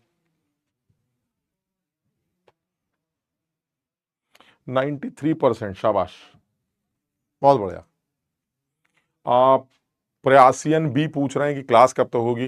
क्लास बस खत्म कर रहे हैं बेटा, है ना, क्लास खत्म कर रहे हैं और आज इतना ही करेंगे, क्योंकि अब मुझे लगता है हम नेक्स्ट टॉपिक सॉलिबिलिटी का जो लास्ट पोर्शन है इसका एक बार वो डिस्कस करेंगे, तो फटाफट वो कर लेते हैं। और कुछ सवाल जो हैं वो तुम लोग को कल होमवर्क भी करने के लिए दिया था, उसको भी करो। हो सकता है अब वो और थोड़े से कुछ सवाल ना हो रहे हैं, वो अब और होने लगेंगे। तो मुझे लगता है कि ये सवाल किए जा सकते हैं और सब लोग कर सकते हैं। सर तो बस पॉली एम्फी और बफर का केस होते हैं या फिर नहीं, पॉली यही केस होते हैं, इसके अलावा कोई केस और क्या होगा? समझो बात को भाई, कोई भी बर्तन किस तरह से बिहेव करेगा, या तो रिएक्शन के बाद जो बचेगा वो सॉल्ट होगा या एसिड होगा या बेस होगा, वही पीएच निकालनी है, बस खत्म।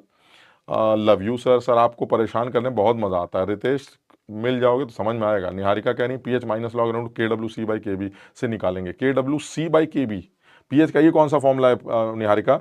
ये तो कैटाइनिक हाइड्रोलिसिस का फॉर्मूला लगता है। एनाइनिक हाइड्रोलिसिस हो रही थी, समझो बात को, जरा देखना भाई, एनाइनिक हाइड्रोलिसिस हो रही थी, उसका आंसर आएगा। ये कैटाइनिक हाइड्रोलिसिस नहीं आ रहा, इसको चेक करना। Submit your answer. सर अब जाकर पूरा चैप्टर एक बार क्रिस्टल क्लियर हो गया, शाबाश याश, मजा आ गया भाई। थैंक यू सर, मुझे सुनाई दिया सच्ची मुची। अभिनव, तुम्हारा पेट बज रहा होगा बेटा, बर्तन नहीं बज रहा था, वो तो मजाक कर रहा था कि बर्तन में से आवाज आती है, आवाज कहीं और से निकल रही होगी, जरा चेक करना। आज बहुत मजा आ रहा है। अरे बाप रे सर, तो कोई प्यार पढ़ा कैसे सकता है, कोई इतने प्यार से कैसे पढ़ा सकता है? प्यार से आप ठीक है सर, आप टेक्स्ट को कॉपी करना सीख लो। हाँ यार, कुछ चीज़ें सीखनी है। अब कितनी ज़िंदगी है, समझो बात को, अब जो भी आता है आता, अब इससे ज़्यादा कुछ नहीं करना चाह रहे हैं, लेकिन फिर भी तुम्हारी इस बात को समझ में आता है, टेक्स्ट को कॉपी करने से थोड़ा सा ईजी हो जाता है। आज एक दो बकरे गिरा ही देते हैं, गिरा दो साला, देखा जाएगा। आवाज़ सुनाना आ गया, आवाज़ सुनना आ गया भाई। आपने फोर्थ में कंसंट्रेशन शायद गलत लिख दी हो, गलत लिख दी हो तो हमें माफ़ कर दो, और कुछ नहीं कह सकते, क्योंकि अब दोबारा हम कुछ नहीं देखेंगे। तुम्हें पता चल गया हमने गलत लिख दी, तुम सही लिख दो, गजब आदमी हो। ठीक है, तो आज इतना ही करते हैं, है ना। एक कोशिश, एक ट्राई मार के देख लेते हैं, अगर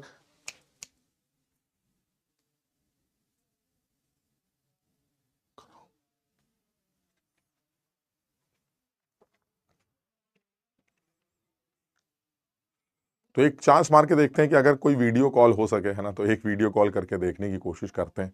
बस 1 मिनट के लिए रुक जाओ, अगर हो सकता है तो एक आदमी दो आदमी से बात कर लेंगे। हालांकि हमारे साथ ऐसा होता नहीं है, पता नहीं क्या सिस्टम है, क्योंकि लोग भी सब मस्त हैं, लगाते ही नहीं है, क्या करते हैं पता नहीं।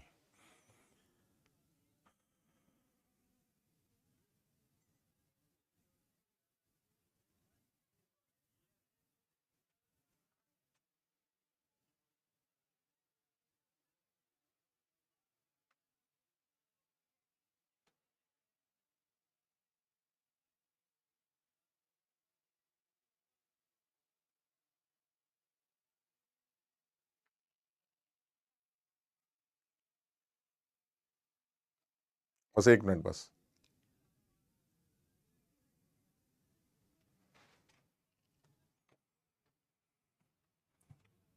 ये तो देखिए, कुमार गौरव साहब हैं, अजय साहब हैं, आर्यन साहब हैं, बहुत सारे लोग हैं इसके अंदर। कनिका भी है, जिया साहब हैं, राउडी हैं, और कौन है?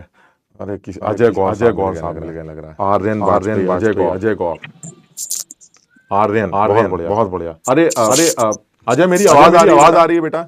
Yes sir.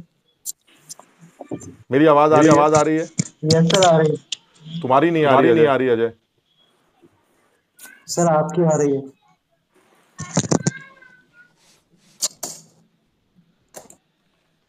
हाँ बहुत बढ़िया। शाबाश, अजय कॉपी में सारे नोट्स बनाते हो ना? हाँ बहुत बढ़िया। राउडी राठौर, अबे राउडी राठौर, तुम भी नोट्स बनाते हो बेटा? शाबाश, बहुत बढ़िया, बहुत बढ़िया। आर्यन भी अपने नोट्स दिखा रहा है, बहुत बढ़िया। गौरव भी हमारे साथ जुड़ गए हैं। गौरव साहब भी, गौरव तुम भी नोट्स बनाते हो बेटा? कॉपी भर गई। कॉपी भर गई। हाँ सही है। अच्छा ये बताओ, चीजें समझ में आ रही हैं, जैसा करा रहे हैं वैसे समझ में आ रहा है? Yes sir. अच्छा यस दूसरी सर, आ बात, रहा है। हाँ, और दूसरी ये भी बात समझो कि जो पेपर है उसमें फिजिकल का जो पोर्शन है वो बहुत मुश्किल नहीं है। तुम समझो, फिजिकल का पोर्शन बहुत मुश्किल नहीं है, तो बहुत अभी कम से कम, अब एडवांस लेवल की बात अलग है, बट एटलीस्ट अभी बहुत ज्यादा परेशान या हड़बड़ाहट करने की जरूरत नहीं है ना। हर चैप्टर के मेन मेन पॉइंट्स जो तुमने पढ़े हैं उनको पकड़ लिया जाए, उनके ऊपर 15-15, 20-20, 30-30 सवालों की प्रैक्टिस करके फेंक दिया जाए कि भाई फिजिकल केमिस्ट्री तैयार हो गई। तो अभी जैसे प्रयास 2 वाले हैं, उनके कुछ 1-2 चैप्टर और हैं। तुम लोगों में मुझे लगता है कि आयनिक इक्विलिब्रियम के बाद हम काइनेटिक्स उठाएंगे और खेल खत्म हो जाएगा, ठीक। लेकिन जो प्रयास 2 वाले हैं उनको शायद अभी सोल्यूशन और इलेक्ट्रो और कराना पड़ेगा। तो ठीक है, वो 2-4, 10 दिन, 15 दिन बाद खत्म हो जाएगा। लेकिन ये कि अब सिलेबस जो है वो हो रहा है, हो भी जाएगा, बट ये कि बहुत मुश्किल मत समझना, बहुत ज्यादा हीरो बनने की कोशिश मत करना। ये बड़ा सीधा सा फंडा है। मैंने एक वीडियो भी अभी यूट्यूब पे डलवाई थी जेई चैनल पर, तुम जेई वाला चैनल पर देखना उसको, अगर हो सकता है तुमने देखी हो। उसमें हालांकि तब तक जेई का चेंज सिलेबस नहीं आया था, बट मैंने उसमें फोकस एक ही चीज पर किया है, हीरो मत बनो। मतलब मुझे तो लगता है उसका थंबनेल मुझे बनाना चाहिए था, जबरदस्ती हीरो बनने की कोशिश मत करना। मतलब मुझे ऐसा लगता है क्योंकि जिस एग्जाम के लिए अभी हम तैयारी कर रहे हैं वो बहुत ज्यादा अलग होना नहीं जा रहा है, ठीक है ना। तो सब लोग इस चीज का भी ध्यान देना। तो बाकी यस सर। कुमार गौरव साहब थोड़ा गुस्से में लग रहे हैं, आर्यन खुश लग रहा है और अजय भी खुश लग रहा है। कुमार गौरव तुम नाराज क्यों हो दोस्त?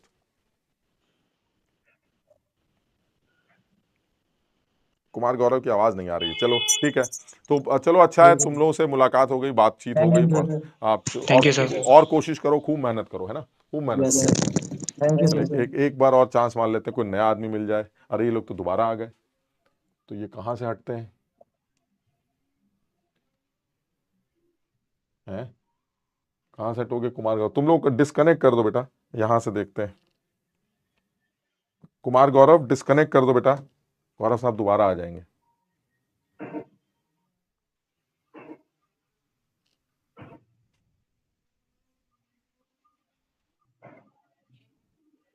अरे डिस्कनेक्ट कर दो, कहाँ से होता है यार?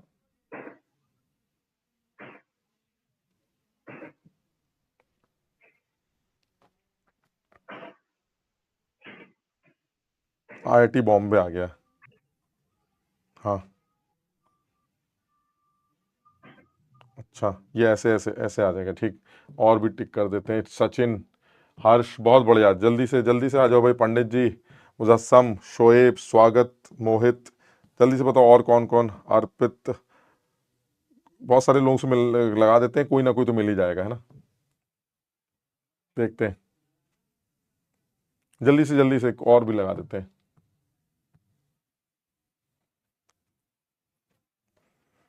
कोई ना कोई तो कनेक्ट होगा।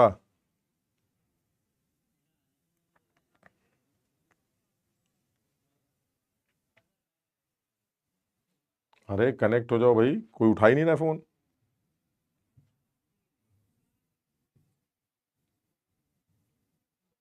हाँ आईआईटी बॉम्बे आ गया, हाँ इसको तो हम ढूंढ रहे थे। हाँ भाई आईआईटी बॉम्बे कैसे हो भाई? अच्छा हूँ सर। ये नाम क्यों रखा है आईआईटी बॉम्बे? ड्रीम कॉलेज है, उसमें ही नाम रख लिया। अच्छा, तो तैयारी भी इस तरह से हो रही है? यस सर, वैसे ही हो रही है अभी भी। तो इसमें ऐसा तो नहीं है कि थक गए हो अब? वीडियो डिले चल रहा है आपका। अच्छा, एक मिनट सर, एक मिनट सर। यस तुम, हाँ मोहित, तुम्हारे क्या हाल है भाई? सर अच्छे हैं। पढ़ाई कर रहे हो? Yes sir.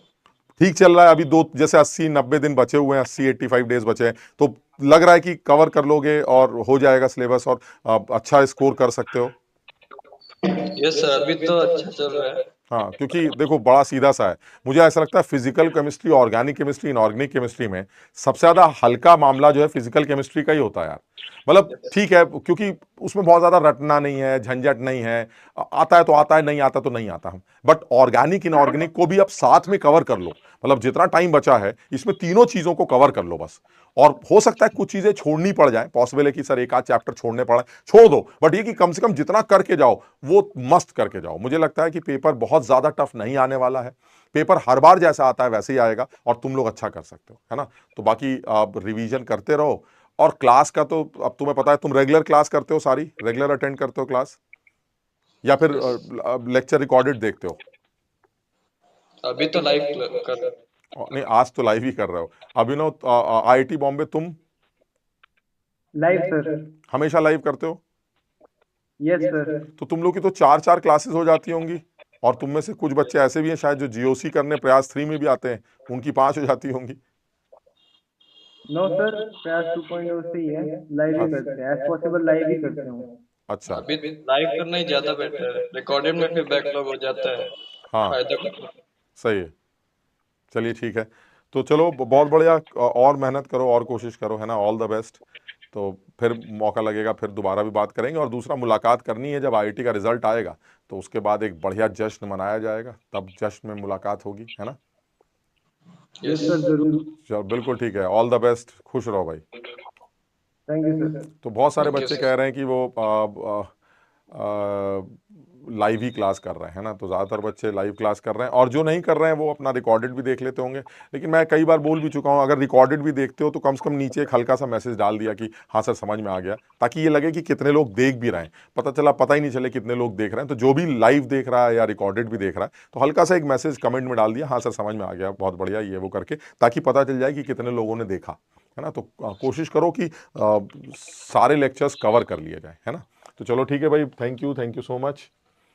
Thank you sir. तो चलिए फिर आज इतना ही करते हैं, अगली बार फिर मुलाकात करेंगे, और किन्हीं बच्चों से भी बात करने की कोशिश करेंगे। तो आज इतना ही करते हैं, अगली बार फिर मुलाकात करते हैं। सब लोग रिवाइज कर लें, सब लोग पढ़ लें, सब लोग अच्छी तरह से मेहनत करें, और कोशिश कर लो। फेस्टिवल तुम्हारे लिए नहीं है, फेस्टिवल ये किसी और लोगों के लिए है। फेस्टिवल तुम्हारे लिए अगले साल आ जाएगा। ये वो चीज़ें हैं जो हर साल आती थी, लेकिन अब जो एग्ज़ाम तुम्हारा है वो एग्ज़ाम शायद ही तुम दोबारा दे पाओ। तो इसलिए मेरा मानना सिर्फ ये है कि भाई आप बस कर डालो, बस समझ मतलब ऐसा होता है ना यार कि यार काश मिल जाए, मतलब, और टाइम बहुत कम बचा है। तो इसलिए बहुत कोशिश करो। हमारी तरफ से सबको बहुत बहुत विशेष थैंक यू सो मच। अगली बार फिर मुलाकात करते हैं सॉल्ट सॉल्युबिलिटी के साथ, जो इस चैप्टर का सबसे इंपॉर्टेंट पोर्शन है, और जिस पर बहुत ज़्यादा डिटेल में डिस्कशन करेंगे, और कुछ भी नहीं छोड़ेंगे, है ना। तो सब लोग कोशिश करो, आगे फिर मुलाकात करते हैं। Thank you so much.